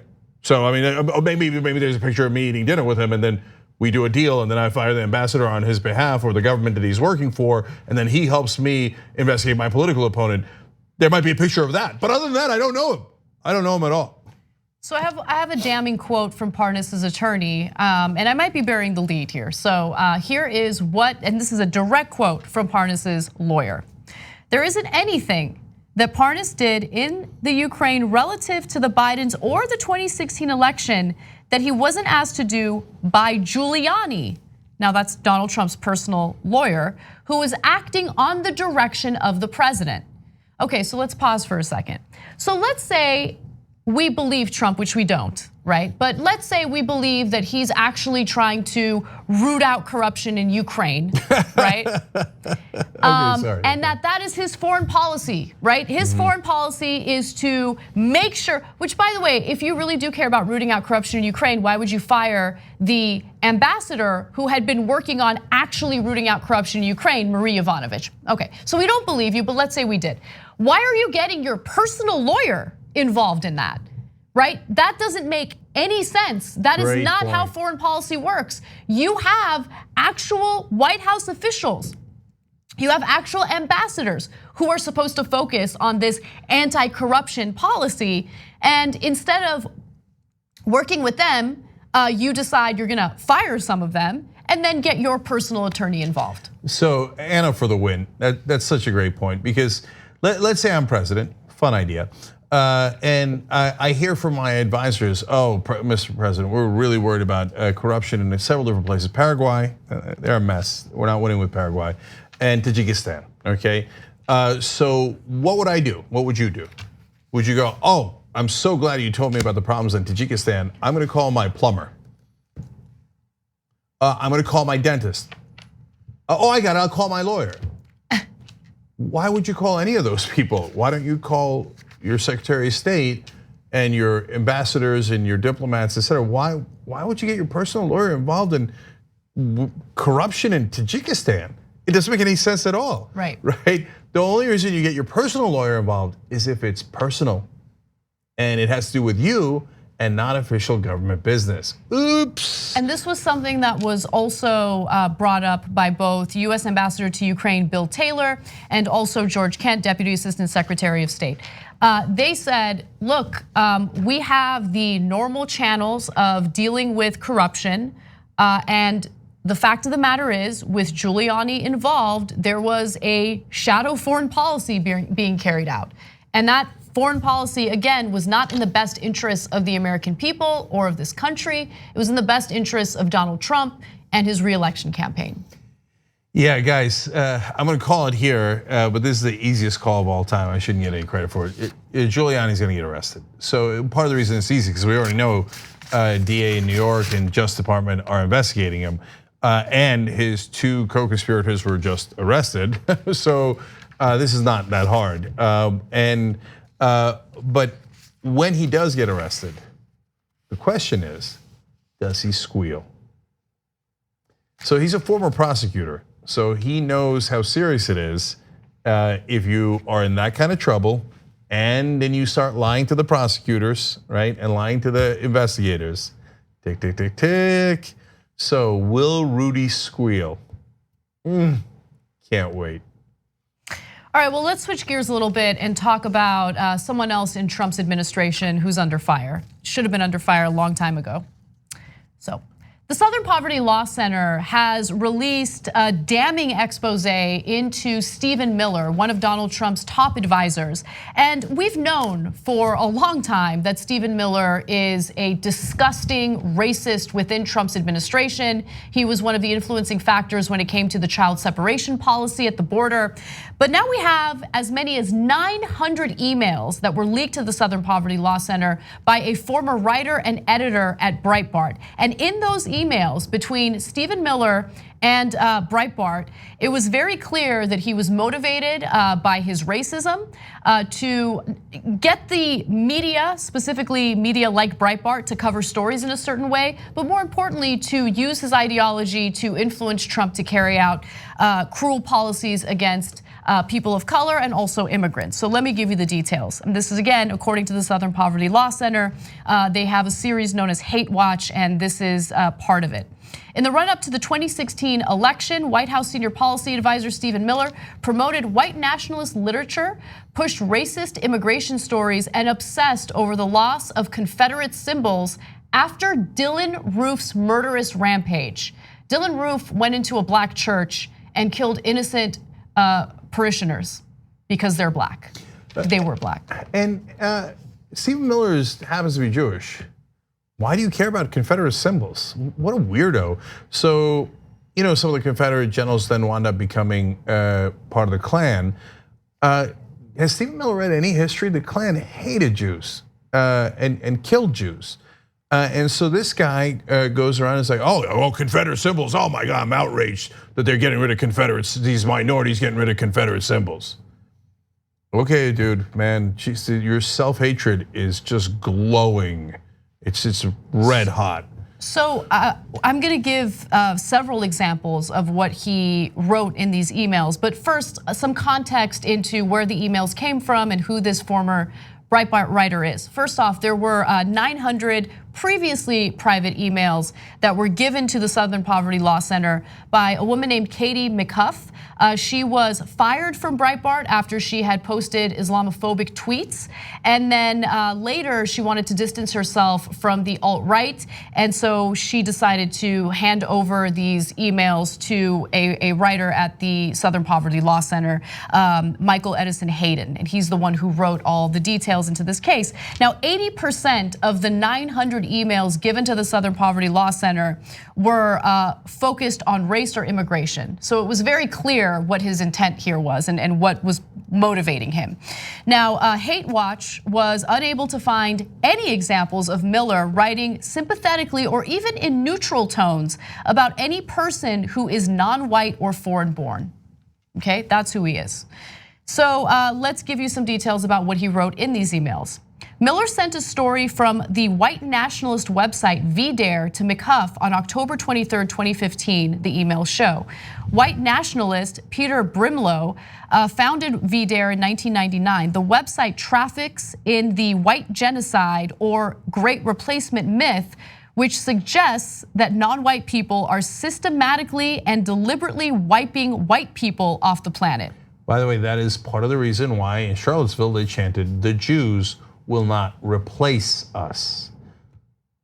You must be so proud, Stephen Miller. There's more. Miller recommended in a September 6th, 2015 email that Breitbart write about, quote, The Camp of the Saints, a racist French novel by Jean Raspel. Notably, The Camp of the Saints is popular among white nationalists. We've talked about that on the show before, and neo-Nazis because of the degree to which it fictionalizes the white genocide or great replacement myth into a violent and sexualized story about refugees. So just to give you a sense of how disgusting and gross it is, in the book, it says that immigrants eat feces and kill the liberals who try to welcome them in. No, I've covered that book ad nauseum on the show because Steve Bannon loves it. Apparently Stephen Miller loves it. Breitbart writes about it all the time. A lot of the Fox News guests talk about it. And it is, simply put, the most racist book I've ever read parts of in order to do these stories, right? So I don't normally read racist books. Apparently these guys do, but what's amazing to me is how much they brag about it. Like if you're into like Mein Kampf, you don't wanna like kind of cover it up, right? No, they're like, oh, Camp of the Saints, it's great. You're at Camp of the Saints. Immigrants are coming in and there's constant orgies and feces and all this and they're dirty. In that book, they're Indians and stuff and they're murderous and they're savages and etc. And the hero of the book tries to murder them all, okay? And every part of the book is racist. It's like the most racist thing you've ever read in your entire life against all sorts of immigrants. And the hero of the book is a white nationalist who wants to kill all the immigrants. And they brag about it. They brag about it. Camp of the Saints, Camp of the Saints, man. Murdering Immigrants. What a great book, right? That's who these monsters are. You read Camp of the Saints, you'll find out anyone who pushes that book, like Stephen Miller, monster of monsters. Absolutely. More evidence of Miller being a monster. Miller on July 7th, 2015, he writes an email where he says, "Let me know when you can talk regarding immigrant crime, have some thoughts." Hey, Stephen, I got some thoughts. Undocumented immigrants commit crime at half the rate of natural born citizens in America. Documented immigrants committed at a quarter of the rate. So the people who are the most criminal in this country are natural born citizens. I don't hold it against them, okay? But that's a fact. So, but you don't like that fact. So you say, okay, the people I support are the most criminal people in the country. So what are we gonna do? But I hate immigrants. I hate them based on their race. I hate everything about them. So I'll pretend there's a crime issue when the reality is the exact opposite. Okay, so let me pause for a second. I have more to get into in regard to what he wrote to Breitbart. But let's just focus on the fact that you have Stephen Miller feeding this disgusting, hateful propaganda to writers at Breitbart, and then they just print it. Right? Now, they are probably just printing it because they have a similar ideology. But nonetheless, like, you have members of the White House just directly influencing the coverage of minority communities and immigrants in the United States. That is what's going on here. So I have a real problem with propaganda outlets like Breitbart ever being considered as news outlets or ever being considered as a place of journalistic integrity. There's none of that. And so I just want to note, any presidential candidate who advertises on a platform like Breitbart should be questioned, right? I mean, their integrity should be questioned because this is Breitbart's bread and butter. This is the type of content that speaks to their readers. This is the kind of stuff that they love. This is why they come back.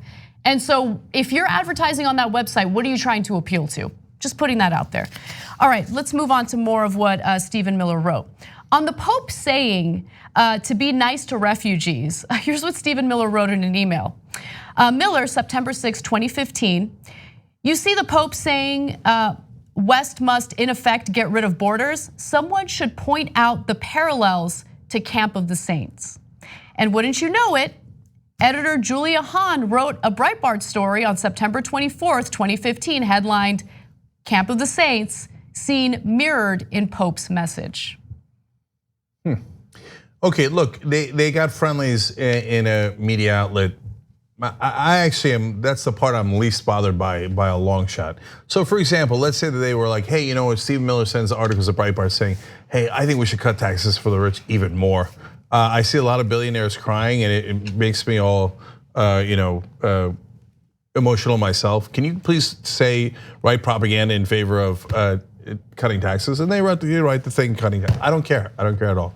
But look at what the ideas that they share. They're like, oh, it's Camp of the Saints. I mean,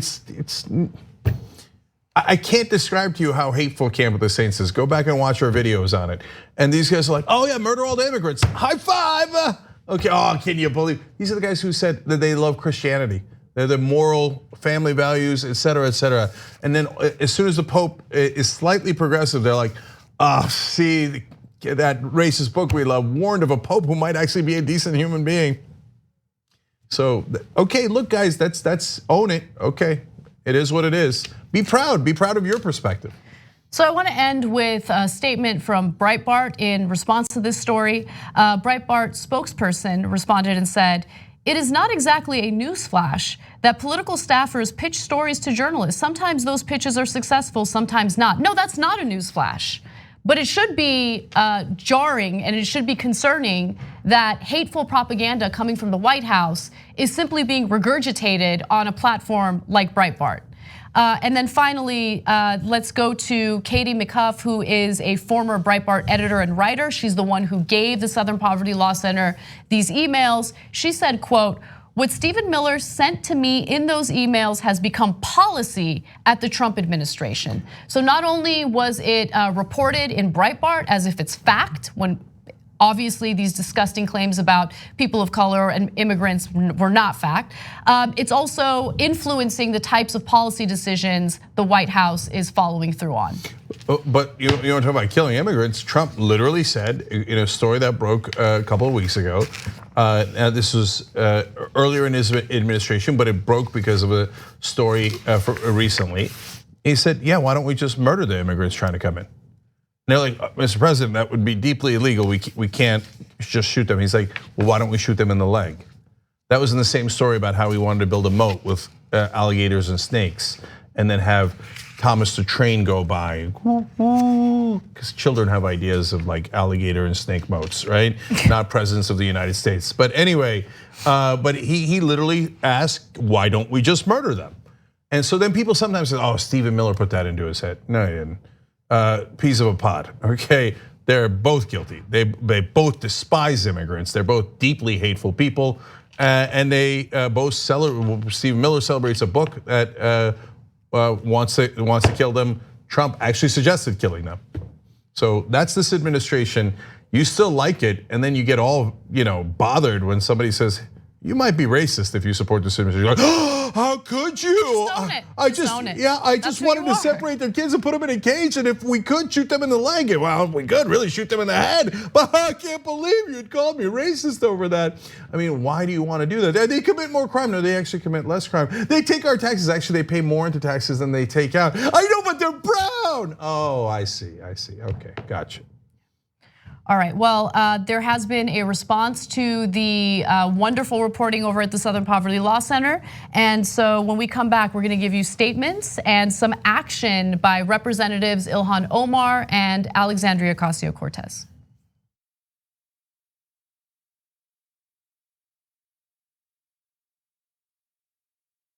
You know, old school's pitched to me from Jank. It'll just be me, you, Jesus, Ben, and maybe Michael. And we're like, okay, cool. I can do that every week. As you can see, me, Jesus, Ben, Jank. This is my problem with Forever 21. This is like a really cool turtleneck. Like, it looks nice, it looks soft, it looks professional. I can wear it to work. And then you pick it up and turn it around and the back says taco booty. And it's like, what? When you make the order, it says, don't exceed $20.01. So I'll just order literally anything to get it as close to that as I possibly can. I'm sorry that I ordered $45 worth of food and got an email saying, "Sir, would you like to rethink that?" What are you talking about? And she was like, "Does mom know you curse that much?" And I was like, "I didn't curse at all in the movie. I played silent mom." Yeah, right. If you're looking for a heart attack, the short way, baby. Wrong. I did put mayonnaise on it. I'm the most in shape, overweight person you'll find. That's right. We're in Hollywood. I Raise know. your hand if you're not a vegan. Okay. See, nobody. He's like Kevin with Ben Affleck. He's like afraid to text me. He was like, "Why didn't you answer my call? I called you 39 times." Yeah. But what makes you stop right before 40? You know, what makes you say, So that's wrong nah, number. man, I ain't doing that no more. I'm cool. And I called you back on the air. And I was like, "Okay, Kevin Smith, big shot. What the you said you'd come on and you didn't come on." I'm sure I took that very well. Yeah, you did. You called me back the next day and said, "I thought it was 7 a.m." I don't mean to get upset. I was in hell. I was just like, oh my God, the theater's empty, nobody's here. Everyone on screen keeps fucking cursing. Why did I let this happen? And the whole thing looks like it was shot through a glass of milk. My mom's gonna be so mad. There's now deep fake porn. I don't know if you guys have heard of this. I heard of it. I just had some in the car. I'll tell you who I'm not fucking, Ben Mankiewicz. Have you guys ever felt that? Not ever. But I imagine you could be famous and not give a shit. But it's tough to be a human and not give a shit. We gotta let the podcast guys go to tyt.com/join to become a member, get the whole show. And now it's just the three of us. That's it. Okay, This is the intimate hour. By the way, the last half hour of this, we're not even rolling. He's a bad neighbor. Neighbors know I'll be watching. We're always Please gonna tell be. me you do not waste your wife's time with this ridiculously stupid argument. The Bad News Bears is a movie that taught an entire generation how to not win. How to lose gracefully. See, I watch movies. Kingsley. I'm done with both of you. Once Greg starts laughing, I can't stop. We're out of time. So Are we? Yeah, I know. That was 90? Yeah. I was just getting started. And I was just gonna ask you about getting high. Snoogans, Snoochie Boochies. And members, of course, you can get the whole damn thing. TYT.com join and free trial. I'm old school with the old folks. Good John, night. come back. Get ready for it. Get ready for it. The Monsanto Corporation continues to sell a herbicide called Roundup, but you should know that that herbicide is a potential killer. Recent studies have linked Roundup to significant increases in non-Hodgkin's lymphoma. That's a cancer that can be devastating to you and the people you love. While Roundup continues to cause cancer, Monsanto continues to make huge profits from the sale of Roundup. They will not take it off the market. If you or a loved one are exposed to Roundup at work or home and then developed non-Hodgkin's lymphoma, you may be entitled to financial compensation, and it's important for you to take action now and hold Monsanto accountable.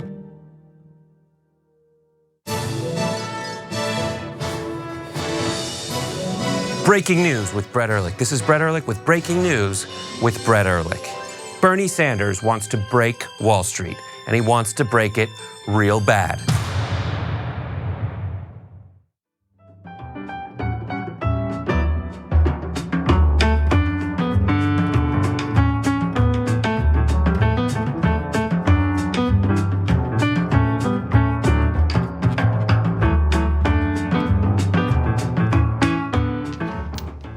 Back on the Young Turks, time for some comments. Yevi Cash writes in the member section, Anna is my political spirit animal.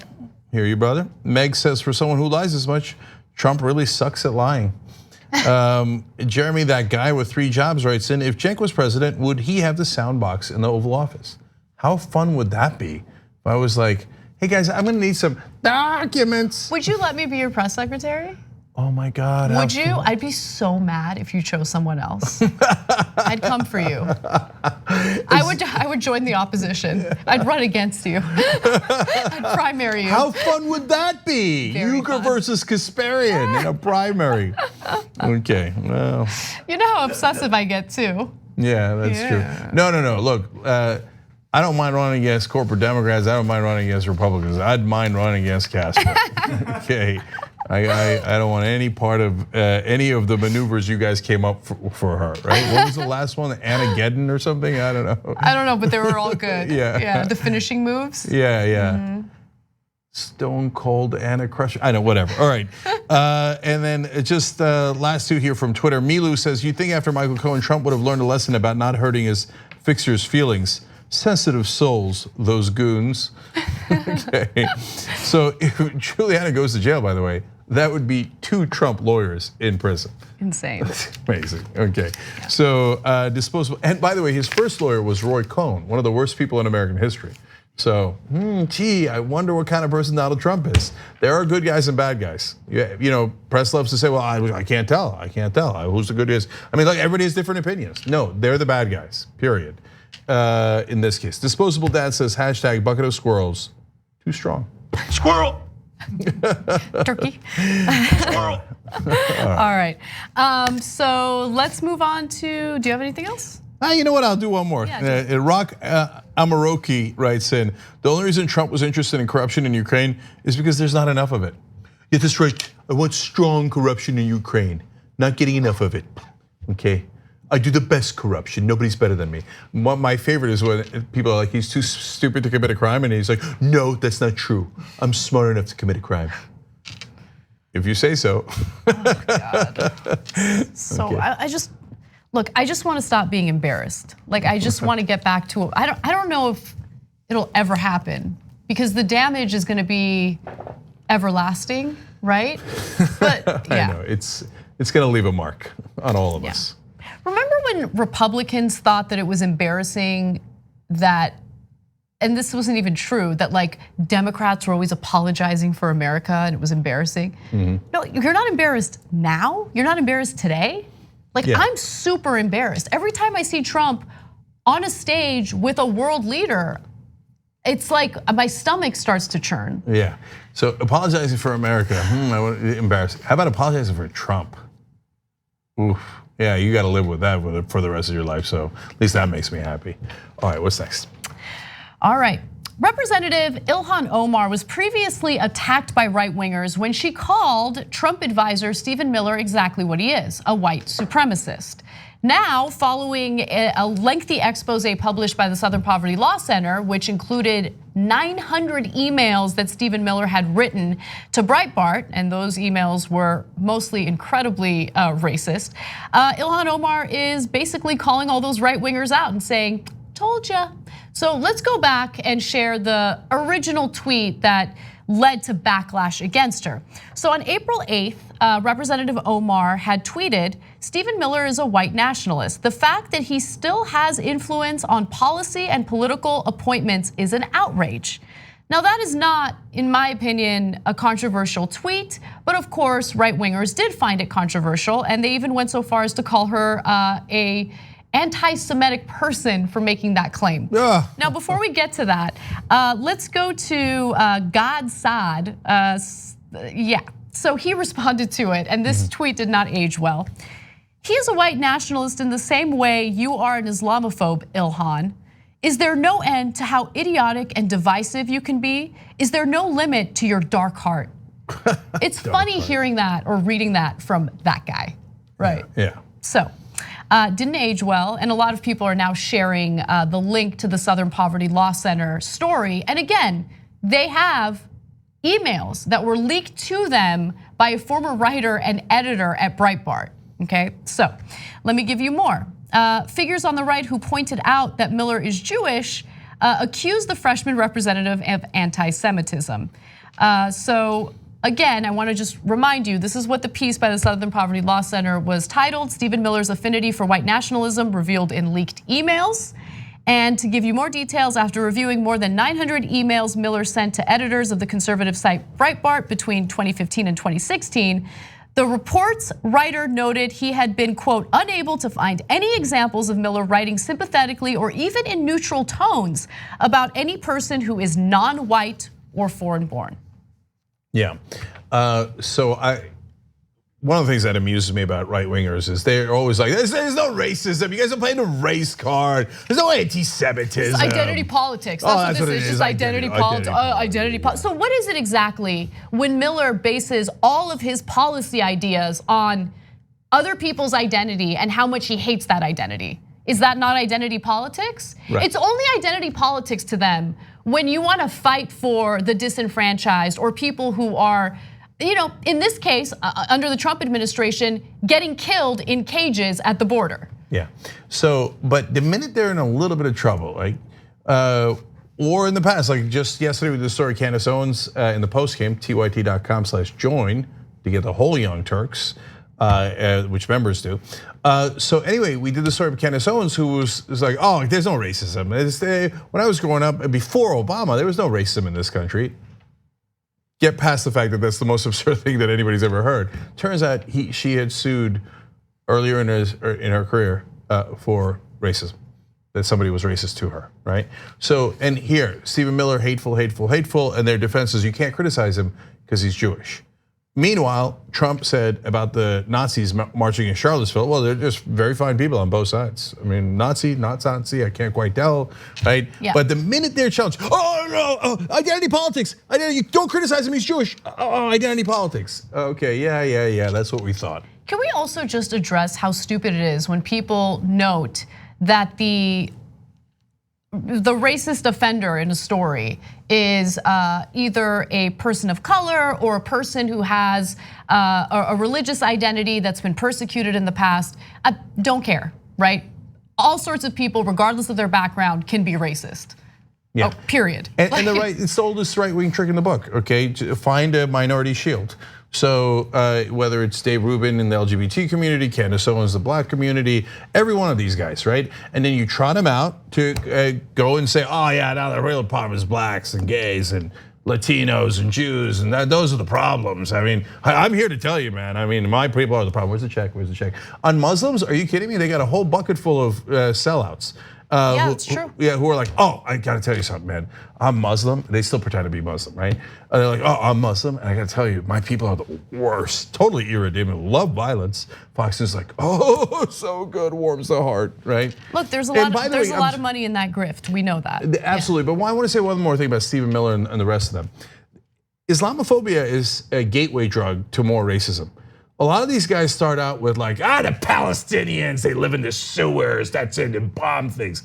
Oh, right, that was Ben Shapiro. Okay, and they're like, the Palestinians, we should occupy them, right? Hey, how about we do a two-state solution so Israel's lives in peace and harmony? No, why? Muslims, I hate Muslims. Then it leads to, well, if I hate Muslims, why don't I hate more people? Okay, I'm serious, it's a gateway drug, and then it opens up all of a sudden Latinos, and they're like, what did we ever do? and black folks, and it goes on until ironically it comes full circle to Charlottesville, and then there's guys chanting the Jews will not replace us, right? Well, remember, shortly after Trump got elected, I remember there was a story that we had a lot of fun reporting on because there was a rift within the alt-right community because there were the alt-righters who were okay with the Jewish community, and then there were those who hated the Jewish community. And so like that led to this division within like the most deplorable members of American society. No, and the infighting was amazing. No, that was one of my favorite stories where they're like, the larger group is like, okay, look, we should hate everyone but the Jews. And then there was a splinter group who were like, come on, dude, let's not discriminate. Let's also hate the Jews. And then they started fighting amongst each other, et cetera. And now, last thing about the full circle, then Ilhan Omar, remember all the charges of anti-Semitism, including this one, right? And then she went and supported Bernie Sanders for president. They're like, oh yeah, that's what a person who would hate Jews would do. Make sure that a Jewish person is the most powerful person on the planet. What? But hey, logic not required. Yeah, look, it reminds me of like the same idiots who say that like, oh, we're corporate sellouts when we've supported, like I've supported Bernie Sanders almost from the beginning. We made our endorsements yesterday. People like they don't operate all the time based on logic. They operate based on their own motivations and their own feelings and irrationalities. So it is what it is. I want to finish this off though by talking a little bit about AOC. And my ear, okay. So AOC also jumped in on this conversation and she actually started a petition in order to get Stephen Miller to resign. So let's go to that. Stephen Miller, Trump's architect of mass human rights abuses at the border, including child separation and detention camps with child fatalities, has been exposed as a bona fide white nationalist. He's still at the White House shaping US immigration policy. Miller must resign now. And she later tweeted with a link to a petition that she started. And so just check that out real quick. Each day we allow a white nationalist, Alex Koch, by the way, shared it. And she retweeted it saying, each day we allow a white nationalist to be in charge of US immigration policy is a day where thousands of children and families' lives are in danger. This year alone, under Miller's direction, the US has put almost 70,000 children in custody. It's great, I love it. I want to fight in every way that we can. But I'm also amused by the idea that Trump would see the petition and be like, oh, he's a very strong racist. Ooh, I like that. A lot of people signed a petition saying he's really good at racism. Why would I take him away? He's out of central casting. I know, but pressure has worked in the past. I mean, remember all of the crooked Trump administration officials who were misusing taxpayer money for their own personal gain, personal use. There was enough pressure by the media and other lawmakers that the administration relented and they finally got rid of those people. So yeah, no, you never know. Hey, look, I 100% in favor of fighting. Keep going, keep going. All right, final break. When we come back, we're gonna discuss Trump's joint press conference with Erdogan of Turkey. What did he have to say about our relationship with Turkey? And we'll wrap up the second hour of the show.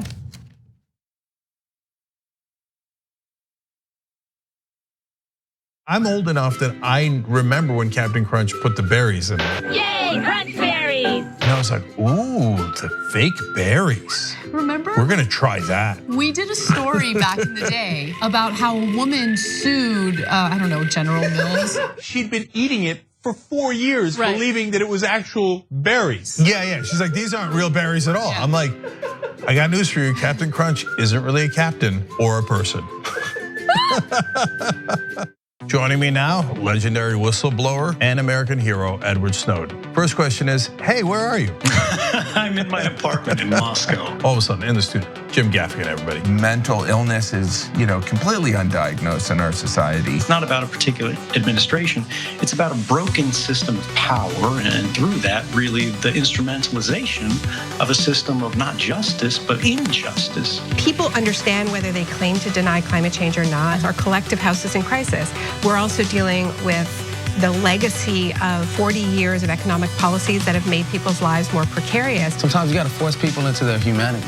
Sometimes you have to shake people into empathy. Senator Elizabeth Warren joins us in the studio. Healthcare is a basic human right, and we are fighting for basic human rights. In order to actually achieve that vision of everyone having access to the same resources and getting to determine the outcome of their life, we have a lot of work to do, and it needs to start right now.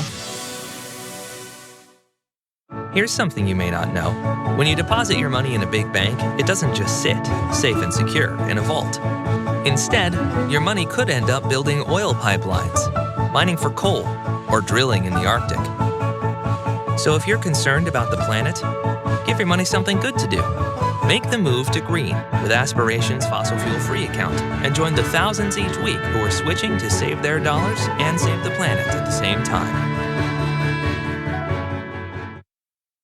The Monsanto Corporation continues to sell a herbicide called Roundup, but you should know that that herbicide is a potential killer. Recent studies have linked Roundup to significant increases in non-Hodgkin's lymphoma.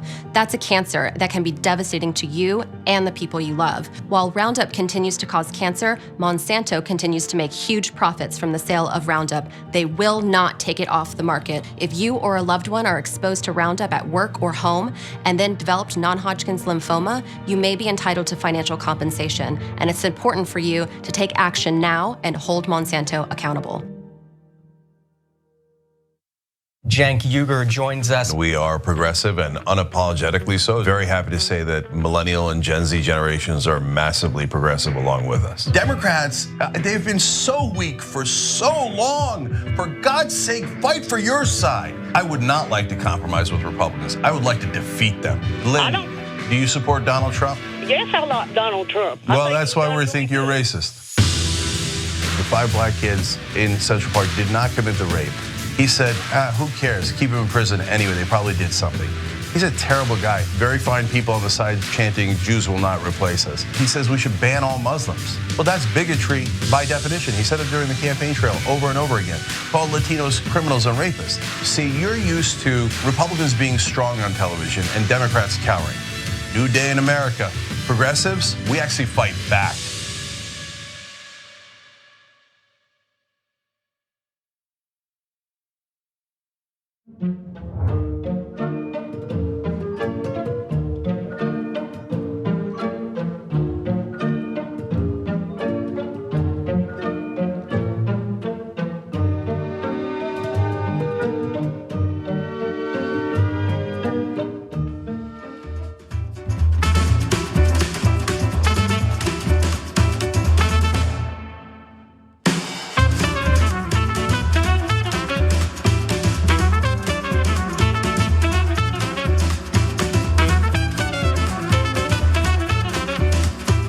All right, back in the Young Turks, Captain Cornball writes in, regarding Trump's lawyers, don't forget about the ones who quit when they realized what they'd have to defend.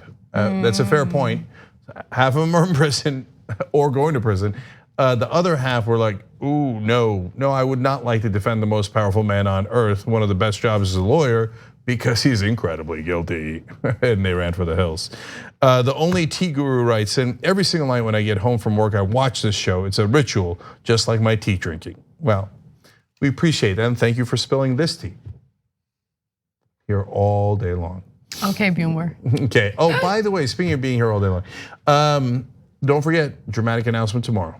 Okay, dramatic announcement tomorrow. Do not miss the show. Okay, so let's talk a little bit about Erdogan. He had a press conference with Trump about Turkey. So, all right. So Donald Trump held a joint press conference with Erdogan, the president of Turkey. And during the conversation, there was a statement about how important Turkey is as an ally of the United States. Now, before we get to this clip, I just want to remind you that Donald Trump had a phone conversation with Erdogan, and immediately following that phone conversation, he decided to pull US troops out of northern Syria, which essentially paved the way for Turkey to launch a military operation into northern Syria against our Kurdish allies. Those Kurdish allies helped us defeat ISIS, and they were also keeping guard of ISIS fighters in prisons near that area. So Donald Trump making that decision was a very bad decision, and there was a lot of blowback because of what our NATO ally, Turkey, had done in that case. With that said though, get a load of how Trump talks about Turkey in this next clip. Turkey has the second largest armed forces in NATO after the United States. And they're a very strong second, I might add. And I'm pleased that Turkey has been steadily increasing its defense spending and is very close to the 2% of GDP range, unlike many of the other countries. At this moment, there are 8 out of the 28 countries that are current in terms of their obligation financially. Turkey has made a vital contribution to NATO's resolute support mission in Afghanistan, and its partnership was important to our destruction of the ISIS caliphate. In fact, just recently when we took out al-Baghdadi and take him out, we did. Turkey knew that we were going over certain areas. They were very, very helpful. We appreciate that very much. Good for both countries. We really appreciate it. So understand what Trump is saying here. Now, Turkey went against the US's interests in going after our Kurdish allies who helped us defeat ISIS. And all Trump is saying here is, well, you know, our NATO ally who went against our best interests, they're paying their fair share into NATO, 2% GDP. And then he goes on to trash our other NATO allies, I'm assuming European allies who he believes aren't paying their fair share into NATO. Right. First of all, my favorite part, of course, was they're in second, a very strong second.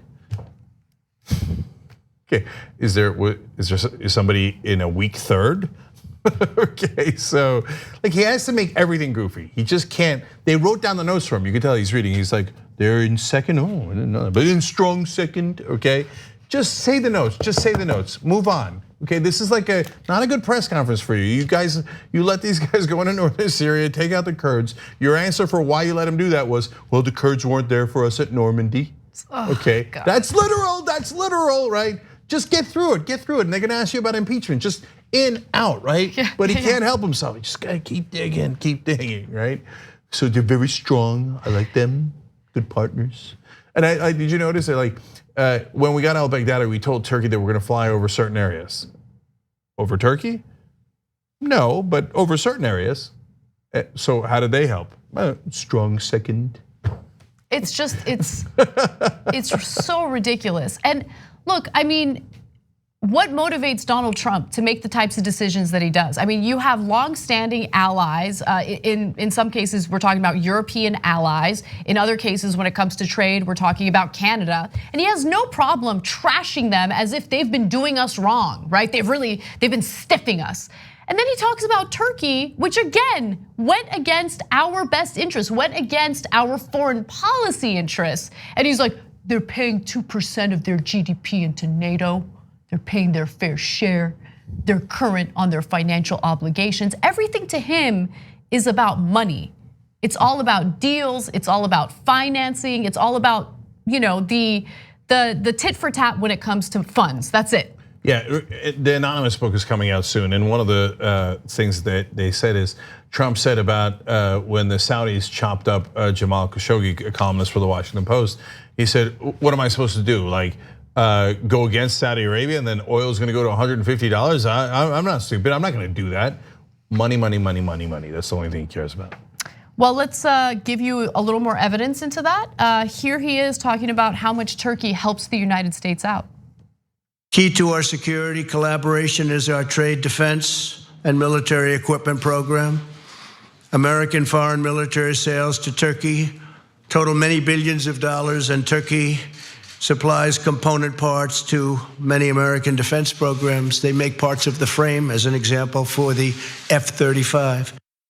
I also want to just quickly note that Turkey went against sanctions that we had and bought a missile defense system from Russia.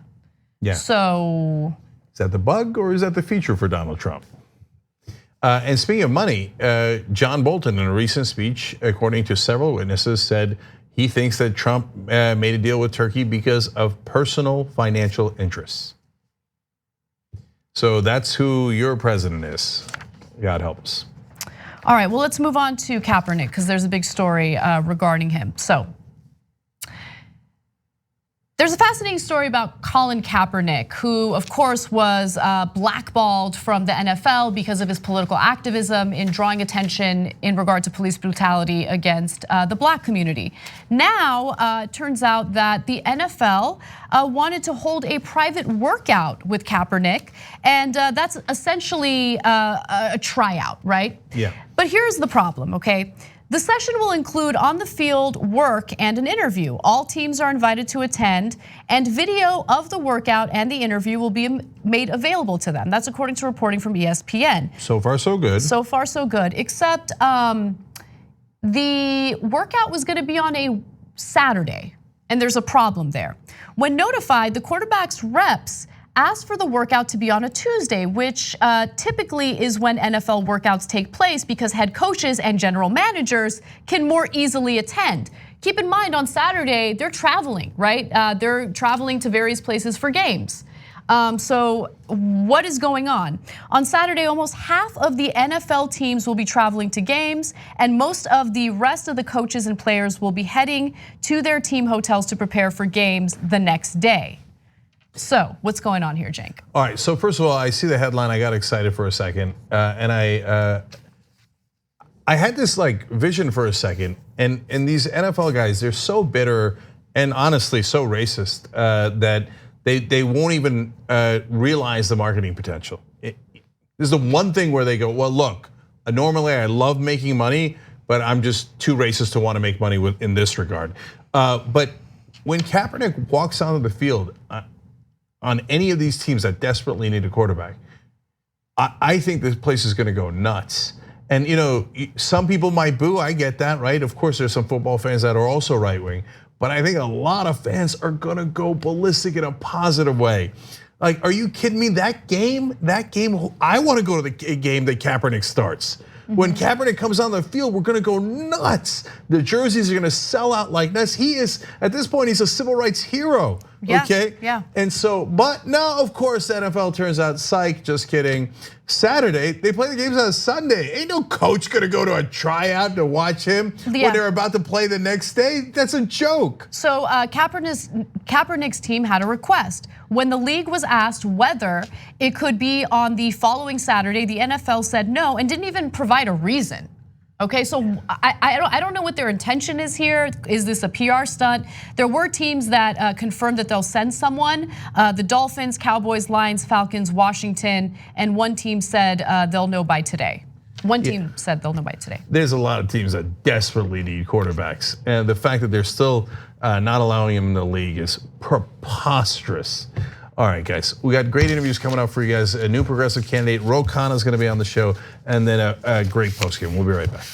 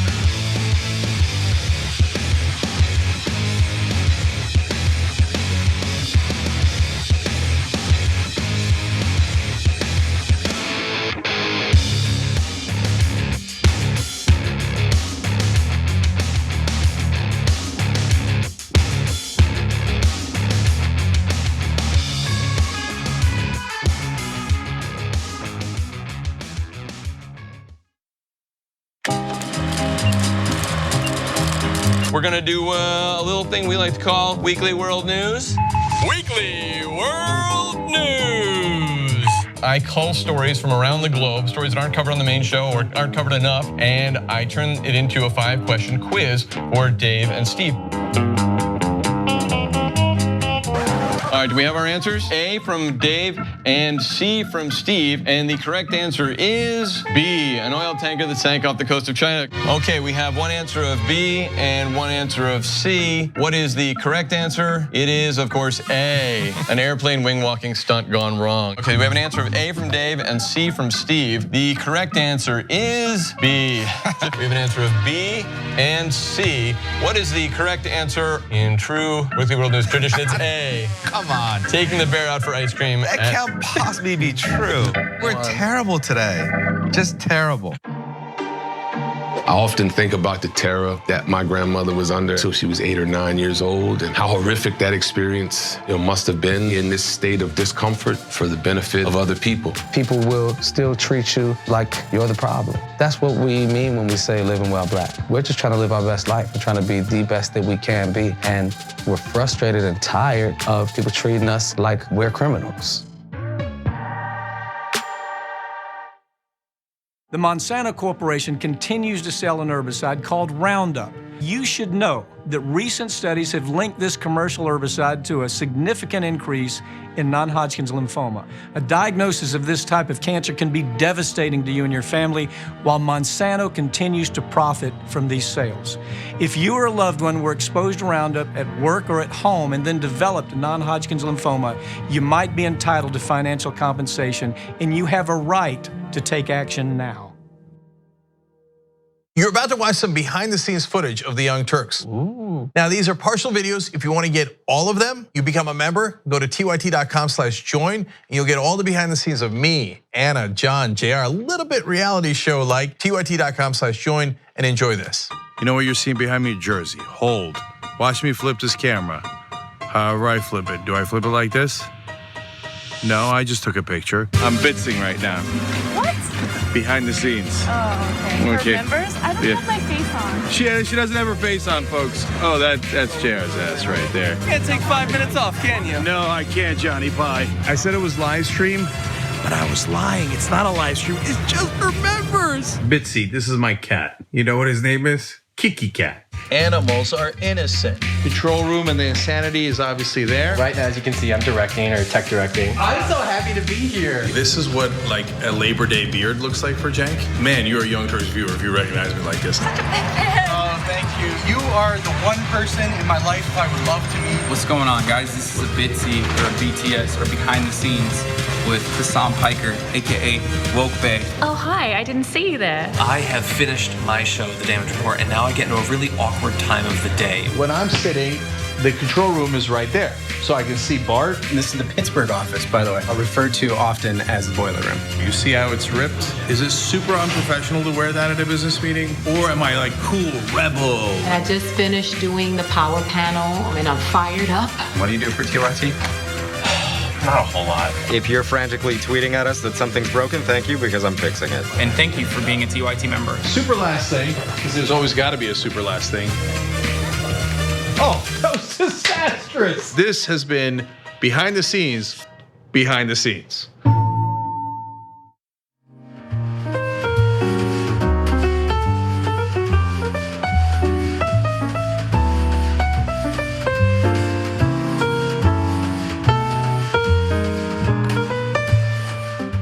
All right, back on the Young Turks. I got a great guest for you guys. Jason calls in the studio. He's a congressional candidate in Washington's 2nd District. Jason, welcome to the program, brother. Thank you very much for having me here. Okay. So Jason, we already have a Democrat in the district that you're running in. No, we don't. But go ahead. Okay, all right, what's the situation? Who's the incumbent? His name's Rick Larson. He's been there for 20 years. I believe he's running for his 11th term. He's a very conservative Democrat. He's part of this new Democrat coalition. He takes a ton of corporate PAC money from the industries that are killing the planet and killing the economy. And I think people are really ready to see change. Mm-hmm. Well, look, I hear from Washington media and Washington Democrats that money doesn't corrupt people, and that those corporations are giving for their health and for your health. Right. So I'm sure that's how much money has he taken? Over the 20 years, he's taken $14.5 million over 20 years, and 75% of that has been corporate PAC money. Okay, but those corporations, they're probably giving it to him. What do you think? Was it for charity? I think they want to give him charity. I think they want to see him reelected, but they're not doing it for the constituents of the district. No. Yeah, because there's one thing about corporations, they don't care about making money at all. Not at all. Yeah, they've never cared about it, and so that's why they give $14.5 million to Democrats. Now, are you going to sit here and tell me that he sometimes voted with those corporations? He has more than sometimes voted with those corporations. In fact, many of the votes that he has taken that I'm trying to hold him accountable for actually were with the Republicans when the Democrats actually opposed. For instance, he's working on deregulating the banks. He's voted in favor of the wealthy on estate tax issues. The corporations are getting their money's worth out of purchasing his seat. Okay, so Jason, then let's come to you. First, what's your story? So the rest of the media would say, this guy's not a politician, you were done with it, right? Okay, so what are you? Well, I've been essentially a street activist for 30 years. I got my involvement in politics when I was 19 years old at the University of Washington when we invaded Iraq the first time. I've been an anti-war activist for that long. When the Bernie movement got going in 2015, as somebody who had followed Bernie on Brunch with Bernie with Tom Hartman for a long time, I was really ready to jump into the fight with Bernie. I realized with a number of other progressives in Washington State what we needed to do to kind of take over the Democratic Party. So we really pushed progressives filing for that local grassroots PCO office, and we ended up taken over some leadership positions in Washington State. I got myself elected to the Washington State Democrats Central Committee, where I've been there pushing progressive resolutions and platform issues and essentially fighting the establishment at the state party level. Part of my fight there has been to identify to the state Democratic Party that while our platform is extremely progressive, and I know because I helped write a lot of it, that we do not have the progressive representation that is willing to stand up for that platform, and it's really time to demand better. So the tagline for my campaign is demand better. We can do a whole lot better in Washington State than Rick Larsen. And I have to say that we have 6 out of our 7 House representatives in Washington State that are not progressive. I mean, really the only progressive we have representing us in Washington State is Pramila Jayapal. And we've got to do better to represent our platform. Yeah, so since you're part of the Central Committee and in that sense part of the Democratic Party in Washington, what's been your experience with those representatives? So if the Democratic Party and the Central Committee goes to them and maybe like beseeches them or gives them facts and logic or says, hey, look, here's where our platform is or here's where the voters are, does that tend to work? Well, the thing is, our current Democratic Party leadership is essentially an arm of the DNC. And so our current Democratic Party leadership is quite happy to continue supporting these right-wing politicians. They are definitely playing the money game. They are not happy with somebody like me that is continually trying to hold them accountable to the platform.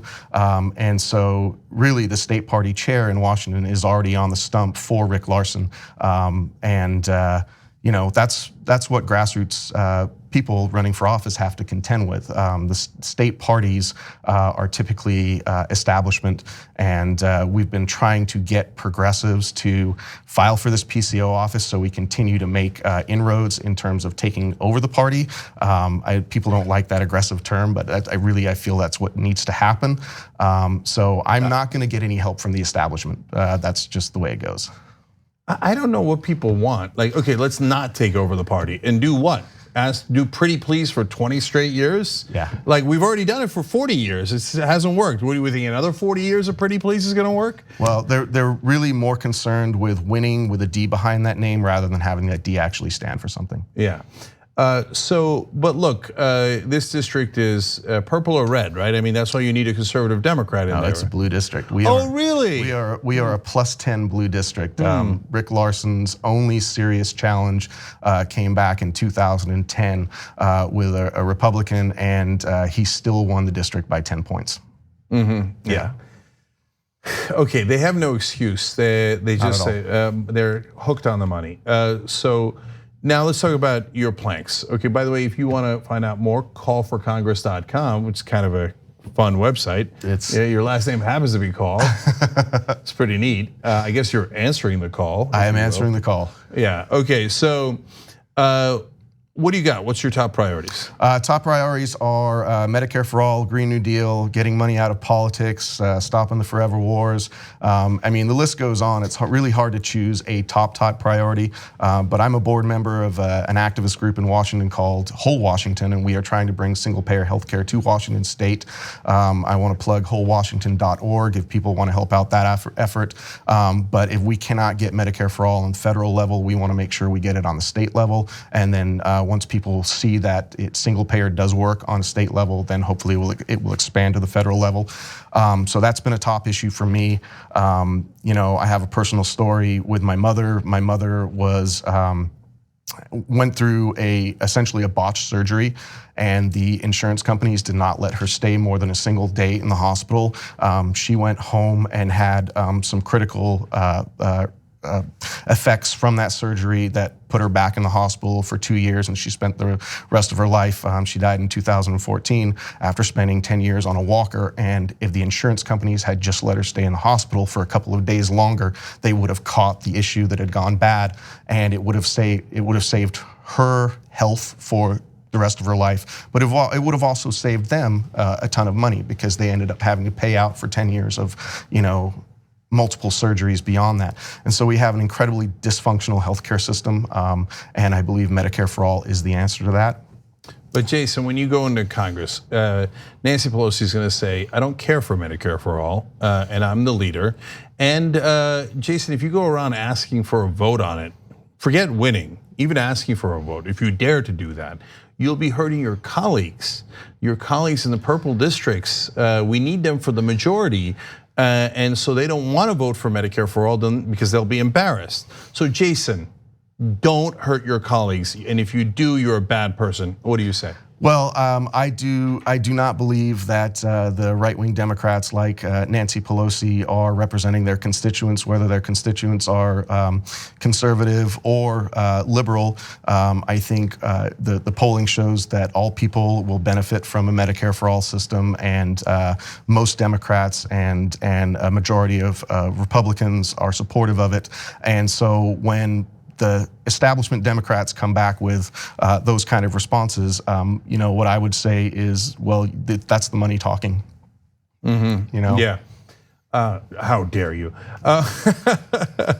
So you also talk about firearms in your literature and proposals. So Sure. What's your thoughts on that? Well, I do believe that we need stronger firearms controls. My platform committee in 2018 wrote what is now on the books, as we call it, the Reasonable Firearms Control Resolution. The one part of that we tried to get into the resolution was insurance, and it turns out that no insurance company will insure homeowners for gun liability. So that just tells you right there that the insurance companies know how dangerous firearms are. But I don't believe that anybody needs weapons of war as personal toys. So I would seek an outright ban on AR-15, AK-47 style guns. I'm not trying to take away anybody's home pistol. Even though we know that most of the gun deaths come from revolver type guns, and a lot of them are suicides. I think what goes along with that is better mental health services to help people who are struggling, and that's really Guns are a tough issue because people want to fall back on the Second Amendment, but I do believe the Second Amendment needs some updating and revision for the modern age. And I think if that means that we've got to take away these weapons, essentially weapons of mass destruction that are in personal hands. But I would also add to that, I think we need to demilitarize the police. I think a lot of the pushback on that is, well, if the police have these guns, I need these kind of guns for my home defense, and I think that we should just wipe them out completely. Yeah, so look, I think the Second Amendment needs an update too. I mean, I think that if it says you have a right to bear arms, it should at least be part of a well-regulated militia. Right, which we already have. Oh, right, that is the Second Amendment. Oh, and none of you are in a well-regulated militia, but anyway. Jason Call, running in Washington's 2nd District, call for Congress.com, and the Democratic Party establishment will not answer the call. Big corporate PACs will not answer the call, so that leaves you guys. So call for Congress.com. Thank you for coming in, Jason. Appreciate it very much, Cenk. Thank you. No problem. All right, when we come back, progressive just like Jason, but he's in Congress, Ro Khanna.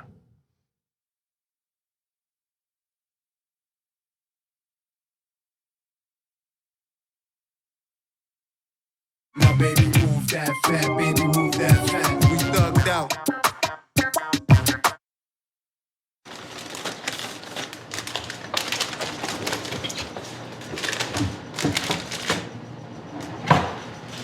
What's J&A?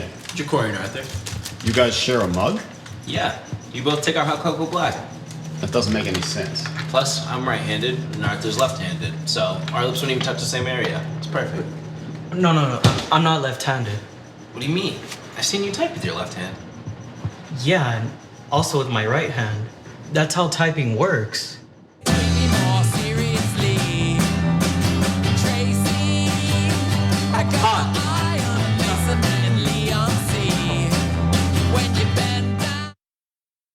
So this is what democracy looks like. When I think back to the debates in 2016, this was a very different party that was debating. First time in my lifetime that I've actually had progressives represent us. Bernie Sanders has changed the arithmetic. This whole debate tonight was shaped by progressives. We have to live our values every day in a campaign. She came with receipts. That was her strongest moment by far. This is going to be one of the best primaries we've ever seen. This is what we've been saying would happen, and now it's playing out on the debate stage.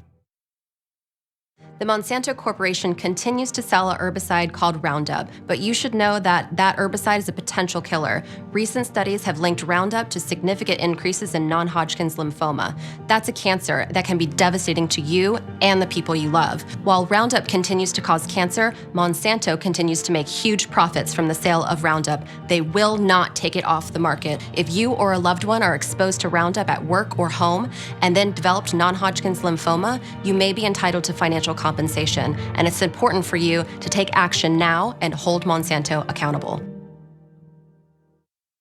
We are onto something that is going to be amazing, but what we need is your help. The number one problem is there's too much power in too few hands. Every single problem that we have can be traced back to dark money. They take large donors, they serve large donors. So these handful of gatekeepers try to dictate everything. Like all of you already know, they don't work for you, they work for their donors. So fire them and hire people who will only work for you that say no corporate back money. We are going to change the way we elect candidates in this country. Uncorrupted Democrats, we're gonna fight for the issues and win on policy. This is incredibly personal. We need free healthcare for everyone. We're fighting for $15 minimum wage, single payer healthcare, debt-free college, and we are gonna get money out of politics once and for all. I've taken a public pledge not to accept any corporate money. Because the last thing we're gonna do is go into another presidential election and run a corporatist against a populist candidate. At some point, the buck needs to stop, and it's gonna stop with us. It's gonna stop with Justice Democrats. So who are we? People who do not take corporate PAC money. We're relying on small donors. 99.9% of our contributions came from people. You're a Just Democrat, so you don't take any corporate PAC money. I'm not influenced by money. As a Justice Democrat, I made that pledge. Not a betting. Absolutely no. I will go to Congress unbossed and unbought. We try to create a government which works for all of us. office. That is what America's about, and that's what a representative democracy should be about. We are just getting warmed up here. Vote for uncorrupted Democrats. The fight starts now, it starts today, and it starts with you.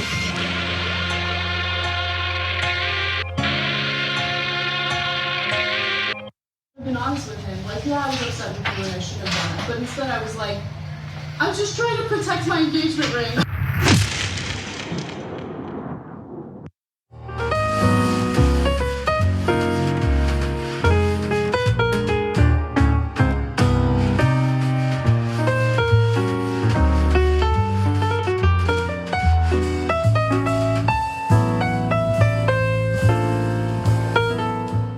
All right, back on the Young Turks. Now joining me, legendary Congressman Ro Khanna from California's 17th District. How you doing, Congressman? Cenk, I'm doing well. Are you getting in this congressional race? No comment. I think strong progressives like you would be great. Thank you, brother. Appreciate that. So let's talk about the news of the day for a little bit. Impeachment hearings have begun. They're being televised. It doesn't look good for Trump. How toast is he? Here is what was so compelling about Ambassador Taylor and George Kent. They came off as career officials who dedicated themselves to the country. You know, when you even have Republicans saying we respect your service, it's clear these aren't partisan individuals. They testified about issues they had even with Vice President Biden's judgment. But here was the main fact. They basically confirmed that the president withheld aid unless Zelensky investigated Biden and announced this investigation. And so I think it was very compelling, and it's going to move people. So, Congressman, how do we deal with the other side? Because they live in a different planet, and so Axios now reporting that Trump's team happy with how the first day went. I saw it with my own eyes. It was devastating, right? There was one guy after another saying, yeah, there was a deal where he had to investigate his political opponents if you wanted military aid. That's extortion, it's campaign finance law violations, it's all of it. And they go squirrel, right? Oh yeah, I'm angry about the whistleblower. So how do you deal with their bucket of squirrels? Well, they don't believe in facts, but this is a real test for a democracy. I mean, you had two individuals who were not partisan, who were understated, which is a refreshing change in Washington. They weren't playing for the cameras. You know, I think Ambassador Taylor said, I'm not trying to be a star witness. They just were laying out the facts as they saw them. I believe most people watching at home are going to say, I believe what they're saying. I believe that the president really abused his office. These individuals have nothing to gain from testifying. They are doing so with great courage. And the Republicans saw, okay, there are no fireworks, and they think that may be a good thing. I view that as a problem for them, that you have witnesses who are credible and sticking to the facts, and that's going to sway a lot of the independents who we need. See, I'm glad I asked. So that's what it is. I didn't understand why they thought it was a good day when it was actually devastating. Now I get it, because nobody yelled. So they're like, oh, we must have won because no one yelled. Oh God, they're unbelievable. They're unbelievable. Okay, so now keeping it real on this impeachment, it already publicly available, whether it was a private hearings that now have public transcripts, or even on the first day, the stuff that we've seen. There's no question he broke those two laws. One is soliciting campaign help from a foreign country, and the other is extortion on the quid pro quo. So is there any chance he doesn't get impeached by the House? No, I mean, the House is going to impeach him. The question is, what does the Senate do? And I'm tired of people like Mitt Romney saying, well, it's a serious problem, but I'm not going to support an inquiry or impeachment. I mean, the irony here is Donald Trump has called for impeaching Mitt Romney, and Mitt Romney hasn't called for impeaching Donald Trump. The point is, we need a few Republicans who say, I care about the Constitution, I care about facts, and I'm going to have the guts to come out and vote for impeachment. I don't think it would take that many, by the way. If you have 3-4 people, this could quickly snowball given the mountain of evidence. But what's keeping Trump protected is that there hasn't been a single Republican willing to break so far. So, Ro, how about this question? And I'm curious how they would answer it. what crimes do you think President Trump should be allowed to commit? Because you can't argue that soliciting campaign help from a foreign country is not a crime. That's an impossible argument. And did he do that? It's an impossible argument. He definitely did it. Definitely, everybody knows it. That's why they argue about process. That's why they want to yell at the whistleblower. Who cares who the whistleblower is? We already have half a dozen witnesses who already confirmed what the whistleblower said. So I'm curious, like, okay, if he's allowed to break that law and extortion, and then there was the hush money payments, which is another campaign finance law violation, his co-conspirators in chair, there was obstruction. So is there a forum in which you guys can ask the Republicans, what other laws can he break? At what point would you say, okay, fine, is it armed robbery?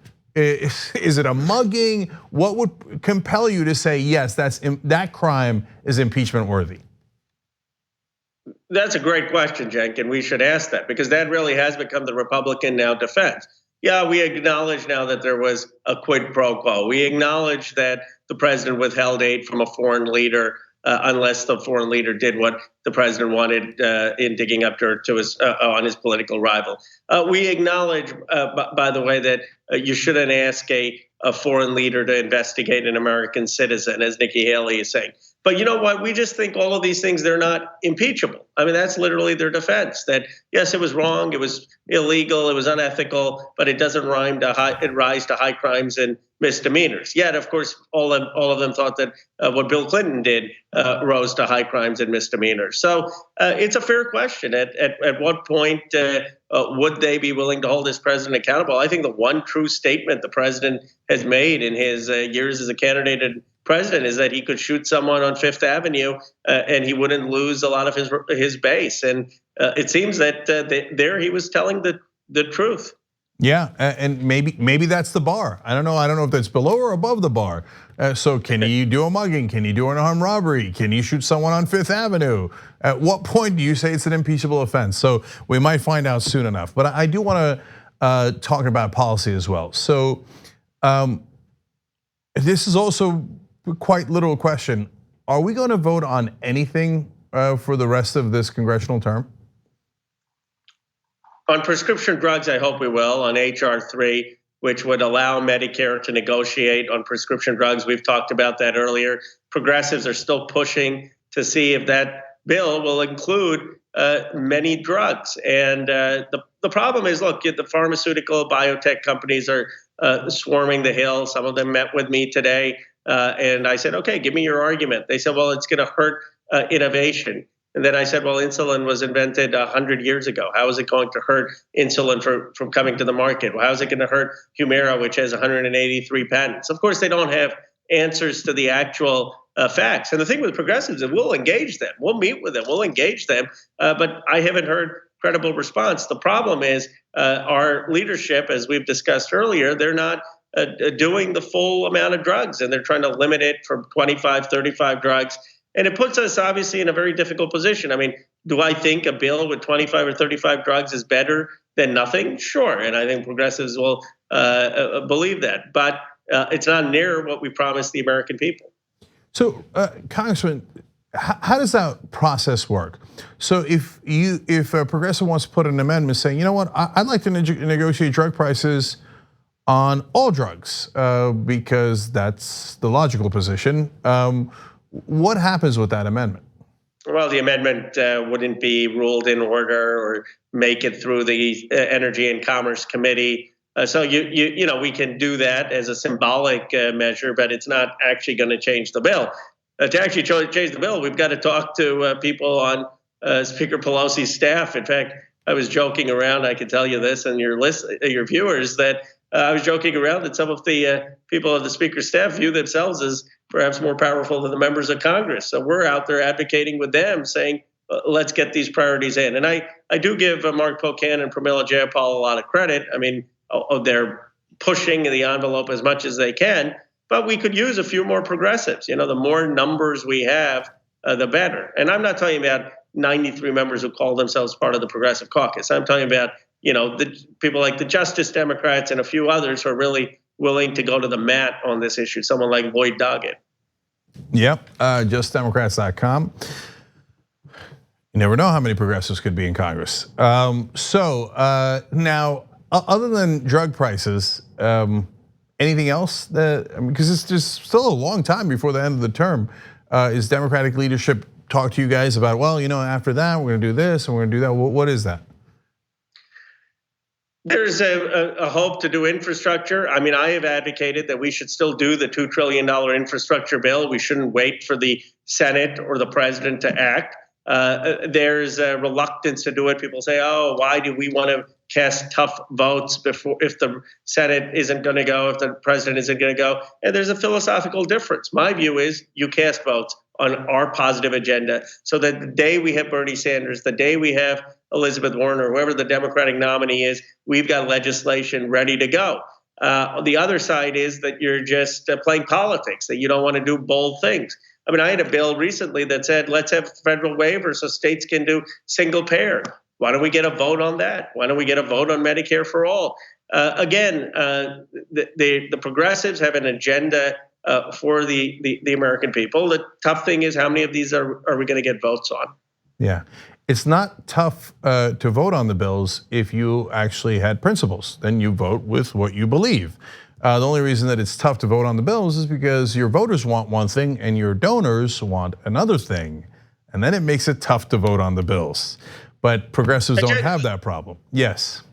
I was reading Jimmy Carter in 1976 ran on a single payer bill and won. And by the way, that was Ted Kennedy's bill that was scored by the Nixon Health and Human Services Department at the time. And they said that was going to cost 66% of the national health expenditure then. In other words, it was going to save 33%. Richard Nixon said this. Today, we've got the think tanks on our side saying that it's going to increase costs single payer by 140%. So just to put all of this in perspective, our politics are way less progressive than they were at the time of Richard Nixon. And what progressives are saying is not actually radical. It's saying let's do things that Harry Truman wanted to do, Lyndon Johnson wanted to do, Ted Kennedy wanted to do, Jimmy Carter wanted to do. Let's stand for something again as a Democratic Party.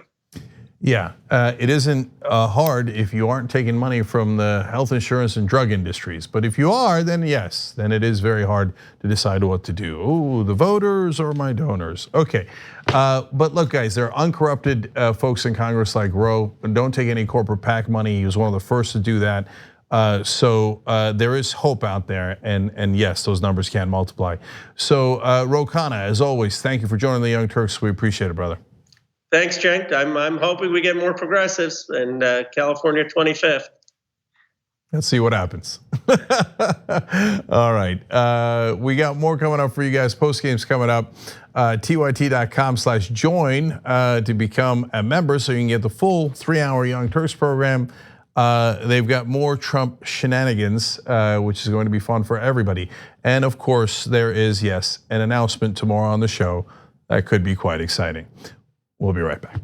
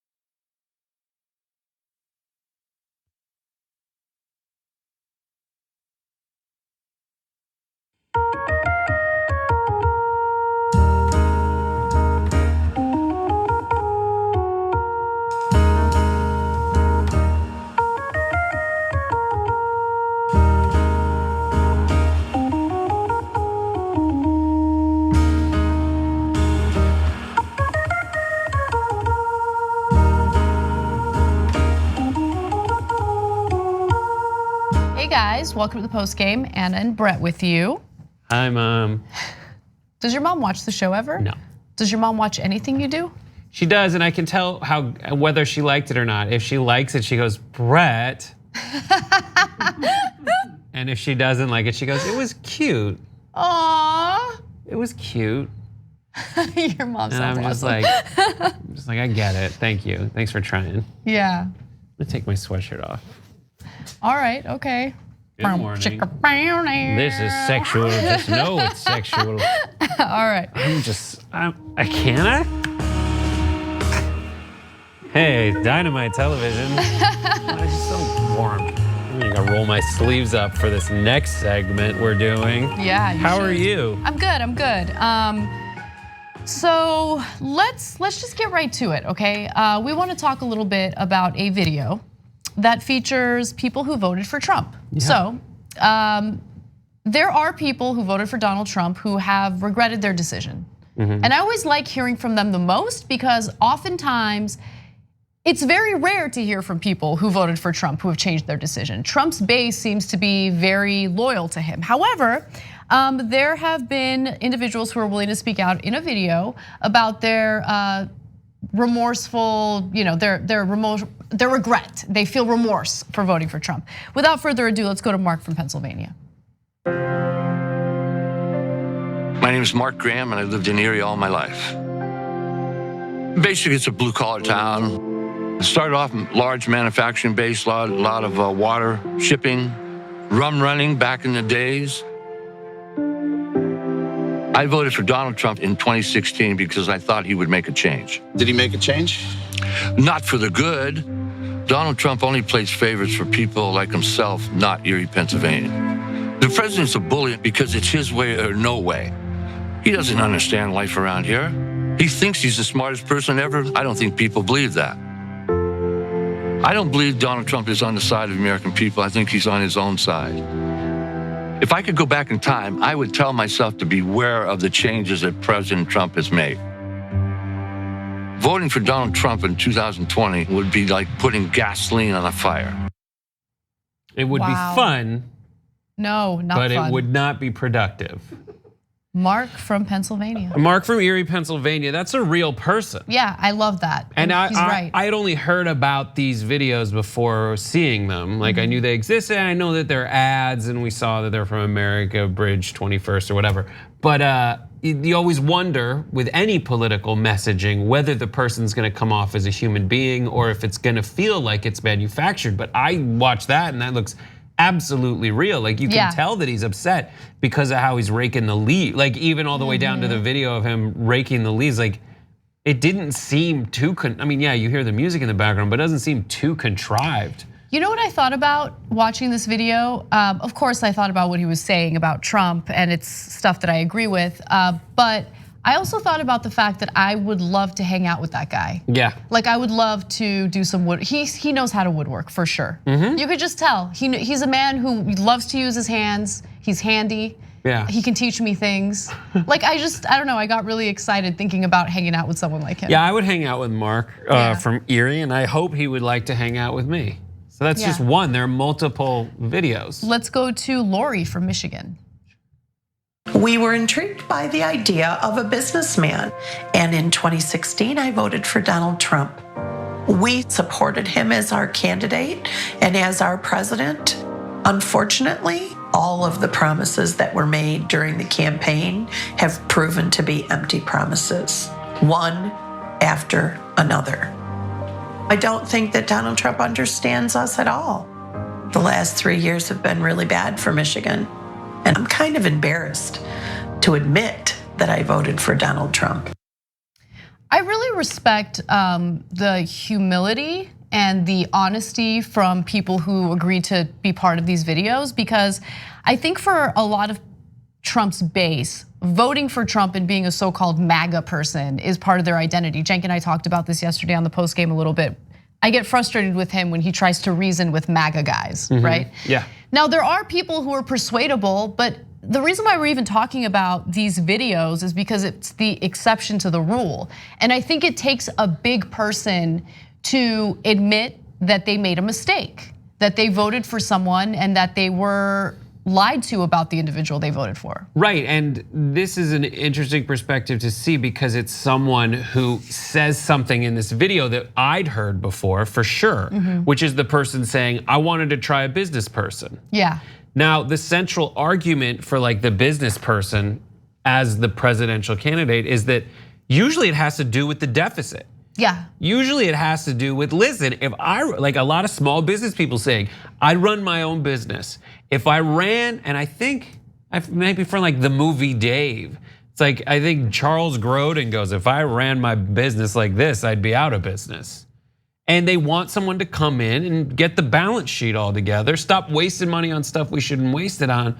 But then you look at the stats for Trump, and someone who also runs a business knows when they have to change their approach. Yep. I tried this, I gave it some time. I'm gonna do one term, I'm not gonna do two. I'm not gonna make the same mistake twice. I know some people who are in Florida right now who voted for Trump. Dear friends, and they voted for Trump and they did the same, they said the same thing. I wanted a business person. How are they feeling? They hate him. Oh, good. They didn't really hated Hillary more. And this is like a mother and a daughter. They hated Hillary more. She's terrible. I don't want her.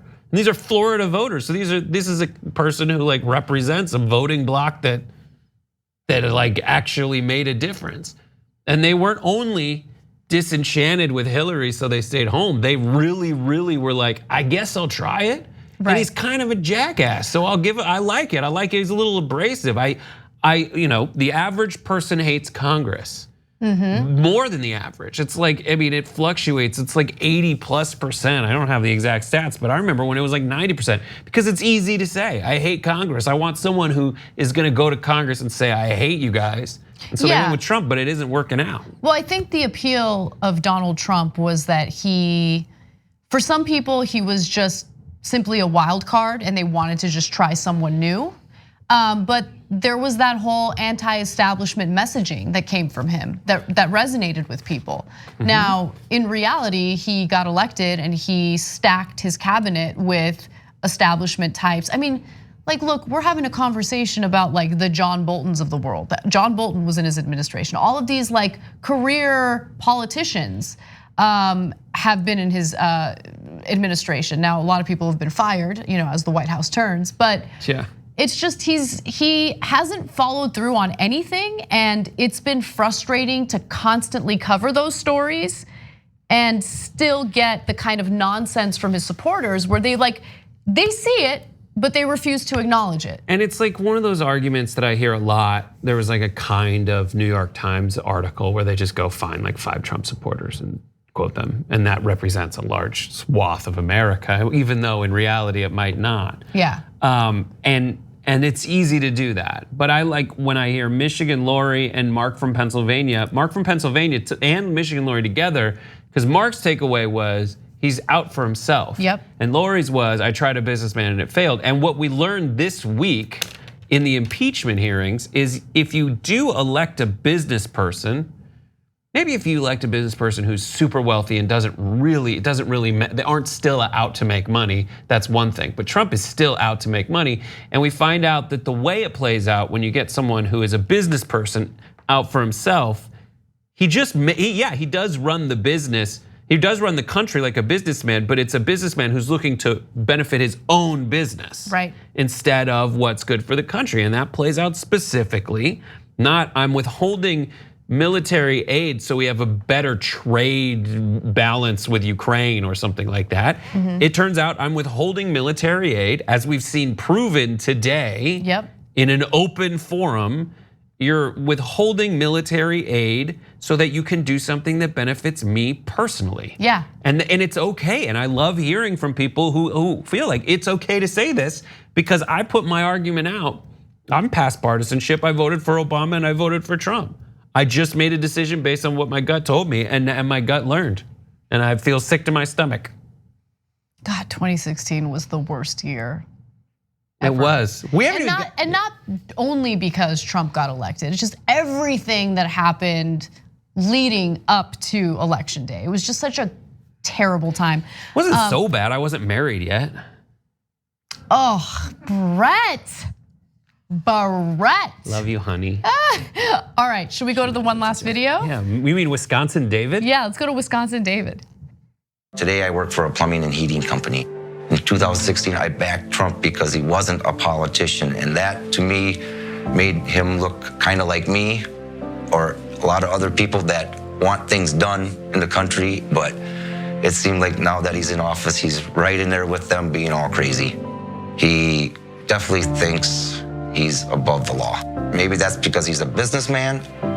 If I could go back 3 years, I would say just think it over a little bit harder. In 2016, I voted for President Trump, but not this time. I mean, it's funny because Trump puts together a bunch of these montages of how people are supporting Trump. Yeah, yeah. And they try to go get folks that represent real people. But like those folks are those are the real people that are out there. Yeah. And it's funny, there's this one thing that he keeps putting on his Twitter and it keeps kind of resurfacing the same footage on the White House, youtube.com/White House, where we get a lot of our public domain B-roll. He keeps resurfacing this thing. And one of the shots he uses is that union hall full of union workers. And it's from that shoot where the people had to go or they wouldn't get paid for the day. Right. Yeah. So he has paid actors in his whitehouse.gov Trump ads that play like trailers, play like crappy made for TV movie trailers versus this, which plays like a really touching moment alone with some voters who are really sharing their feelings about the mistake they made and that many people like them made. So are these individuals who would be likely to vote for Biden? Like they don't like Trump, they regret voting for Trump. But the message, like each one of them mentioned something about Trump that Trump lied about, but that messaging from Trump resonated with them. I think they would vote for Biden. Like I don't doubt it. I think they absolutely would vote for Biden, and I think. Do you think they'd vote for Bernie? Yeah. I think they'd vote for Bernie too because both of them would be able to. And it depends on if they actually execute on this. Like I listened to that town hall that Biden gave a little yesterday, where or 2 days ago, they all blend together, where he attacked Warren for being an elitist. That part felt weird. Yeah. But there's a part where they ask him, like, tell us, you've gone through some loss, tell us about it. Yeah. I was just like, this is Biden. This is the stuff that when I was thinking through, like, there was a time when Biden might enter the race against Hillary and Bernie. And it was, I think, maybe it was after election day, and I was like, all the establishment stuff that ended up making it so Hillary could be the nominee, but like, what if it was Biden up there instead? And I think when it comes to being, at least at the time 4 years ago, a high communication politician or a low communication politician, Biden at the time was a way higher communication politician, like he proved when he was having a good moment of clarity during his town hall yesterday. Like Biden, when he's sitting there telling you a story about family, he has all those things that play really well in the Rust Belt, like my word is a Biden. Like those kinds of things, those moments really do connect. Now, does he have a consistent message of talking to like the American worker the way Bernie Sanders does? Definitely not at all. But so I love Bernie. So I don't personally have an issue with this. It's more about what speaks to people and what you should be doing in terms of like your campaign strategy. And he shies away from, using like the touching family stories to like pander to voters, right? And I think he should lean into that a little bit. I don't think he necessarily has to, because there's also a part of it where it's like, I'm not gonna talk about my feelings. I have to provide for my family, like especially for like the working like union guy. Yeah. I mean, I hate to do all that. That sounds identity politics, but like the working like union family man, he's just like, what? I'm not gonna sit here and complain, talk about my feelings. I'm just gonna say, here's what's wrong. They're screwing me. No, I get it. Do you think That's Trump shared his feelings to get those votes? He didn't. But like my point is, there is value in appealing to human emotion. So first of all, let me say that Bernie's strong suit is what he does for workers. That's what I love about him, what he does for labor. I think it sets him apart from every other candidate. But I do think that there's value in like tugging on heartstrings. What is that? Yeah. A little bit. And he's just so laser focused on workers' rights and doing away with inequality that I don't think he really leans into the other strategy at all. And just like a little bit, like a little tasty taste of it, I think would be helpful.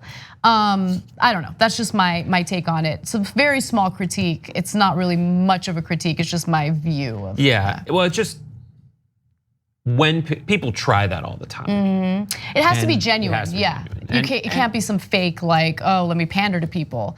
I'm just saying, like, I know there's a really like, I don't even know the right wording, but there's a soft side to Bernie that I see. Like, I see it, and it peeks through every once in a while, right? And I love it when it peeks through, and I think that it, just like the human side, like I like it. Yeah. It needs to come out more. I like when he's playing baseball. Yeah, that kind of stuff. That's what I mean. I'm like, I gotta find an example, but yeah, it's there. It's there. He's like, come on, and he's, I don't know. It's like a grandpa I hate, but it's like, come on, forget about that. Come on, let's go have a hot dog or something.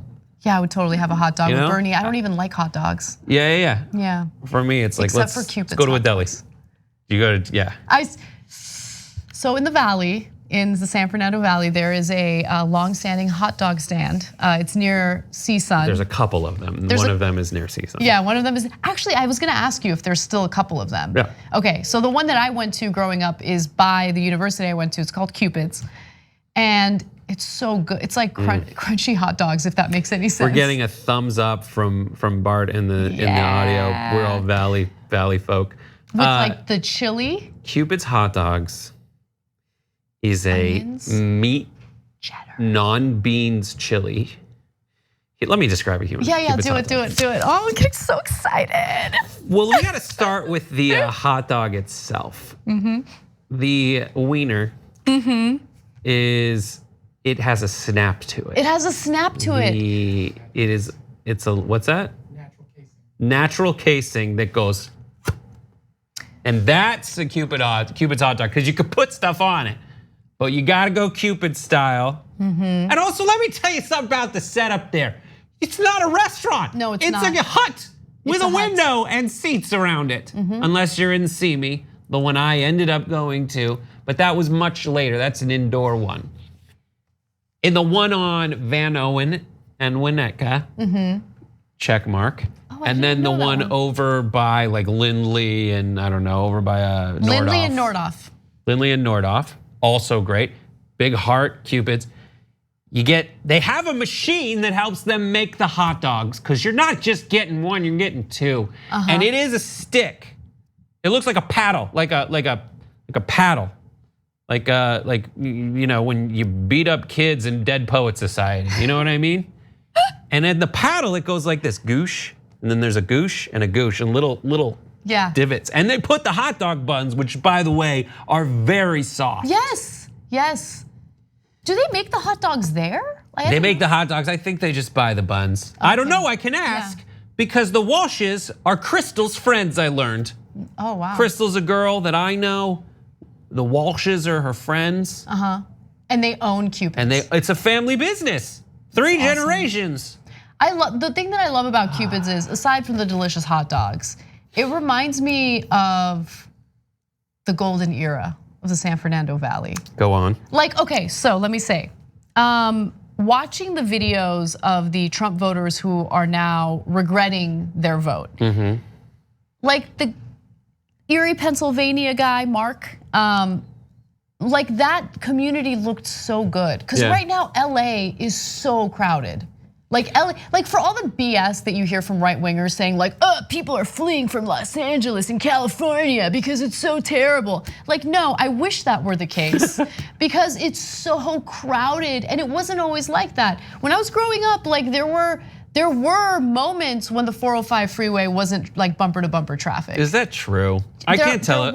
There were. I want to say the same thing, but I just I can't remember. Like I went back to the Valley this weekend because I played at the place I played golf when I was 14, and then my brother and I were like, "Are we gonna go someplace for lunch?" I'm like, "Cupid's Hot Dogs is not on the way home." But you gotta go. But when you go there, you realize you are home. Yes, It's true, it's so true. And before we get back to the valley, the chili is just this moat of like greasy meat chili. Yeah. And then they put Cupid style is little onions, little diced onions, and mustard. I forgot about the mustard. Jesus Christ, I'm gonna go there tonight. That's what I'm gonna do. I'm gonna have a Cupid hot dog tonight. She's going on a field trip. Yeah. Oh my God. But yeah, it just reminds me of like a different time.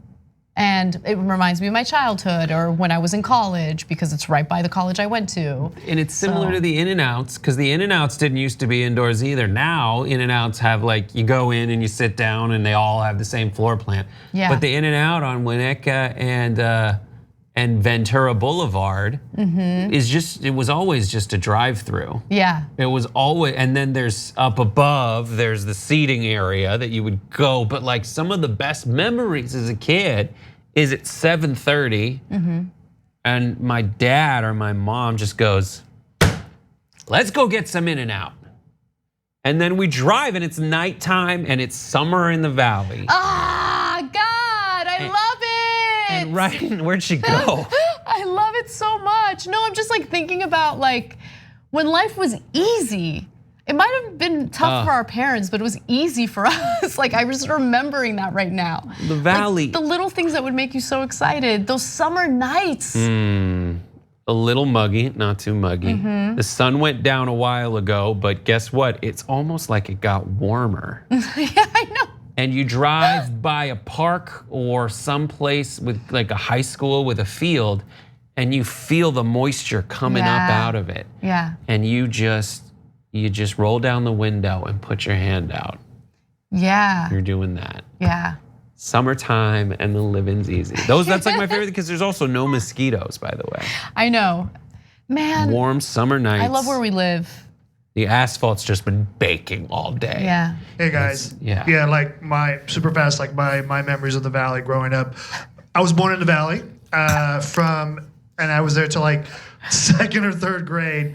So like the biggest memory that I have living in the Valley is going to Tommy's famous across the hamburger. street from the Budweiser, Anheuser Budweiser. Roscoe. Yeah, Roscoe. That's another, oh my God.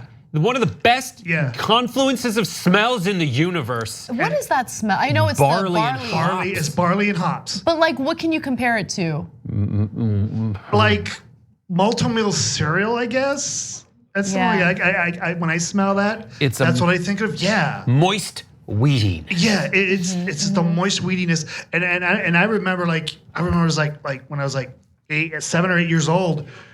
We used to go to Busch Gardens because inside it used to be an amusement park. There used to be an amusement park that was very bird. You see lots of exotic birds. That one? Yeah. Busch Gardens. And if you look, along, they still have the old tram out right at the entrance of the Budweiser plant. It's like that's what that rail is. It's the old tram to Busch Gardens. I know exactly what you're talking about. Yeah. And I remember going there when I was like 7 or 8 years old. Oh my God. Because like that's I used to drive that before every football game at UCLA because we'd go, my brother and I, we'd go pick up like my dad's TA that we still went to. He just died. And I remember when I was a kid, like in the 1st, 2nd grade, sometimes we couldn't go out for recess because the smog. Oh yeah. So bad. Those are bad stories. Inside. Let's not share bad stories. But it's good because that got better. I heard Whoopi, just not to bring Whoopi Goldberg and Joy Behar into it, but like before we set emission standards, the Valley air, like I remember I was 89 or something. It was bad. I would go play during recess and everyone would come back and it sounded like we were playing the accordion. Everybody was wheezing. Oh yeah. You know, we're gonna die earlier than we need to because of the pollution. That's just from the Santa Susana nuclear disaster. Probably, yeah. But by the way, which I didn't know about until you told me about it, and I'm like, we're gonna die earlier than we need to. But this anyway. Kid who played at the Chatsworth Junior Baseball League and drove the Santa Susana Pass every day. Got to take my rad tabs. Fudge. Anyways, I hope to stay alive for a while. I hope so too. I need you. Don't leave me. All right, guys. That does it for the post game. I don't mean to end on a bad note, but go get a Cupid's hot dog. It's like Portillo's but better. See you tomorrow. Suck in Chicago.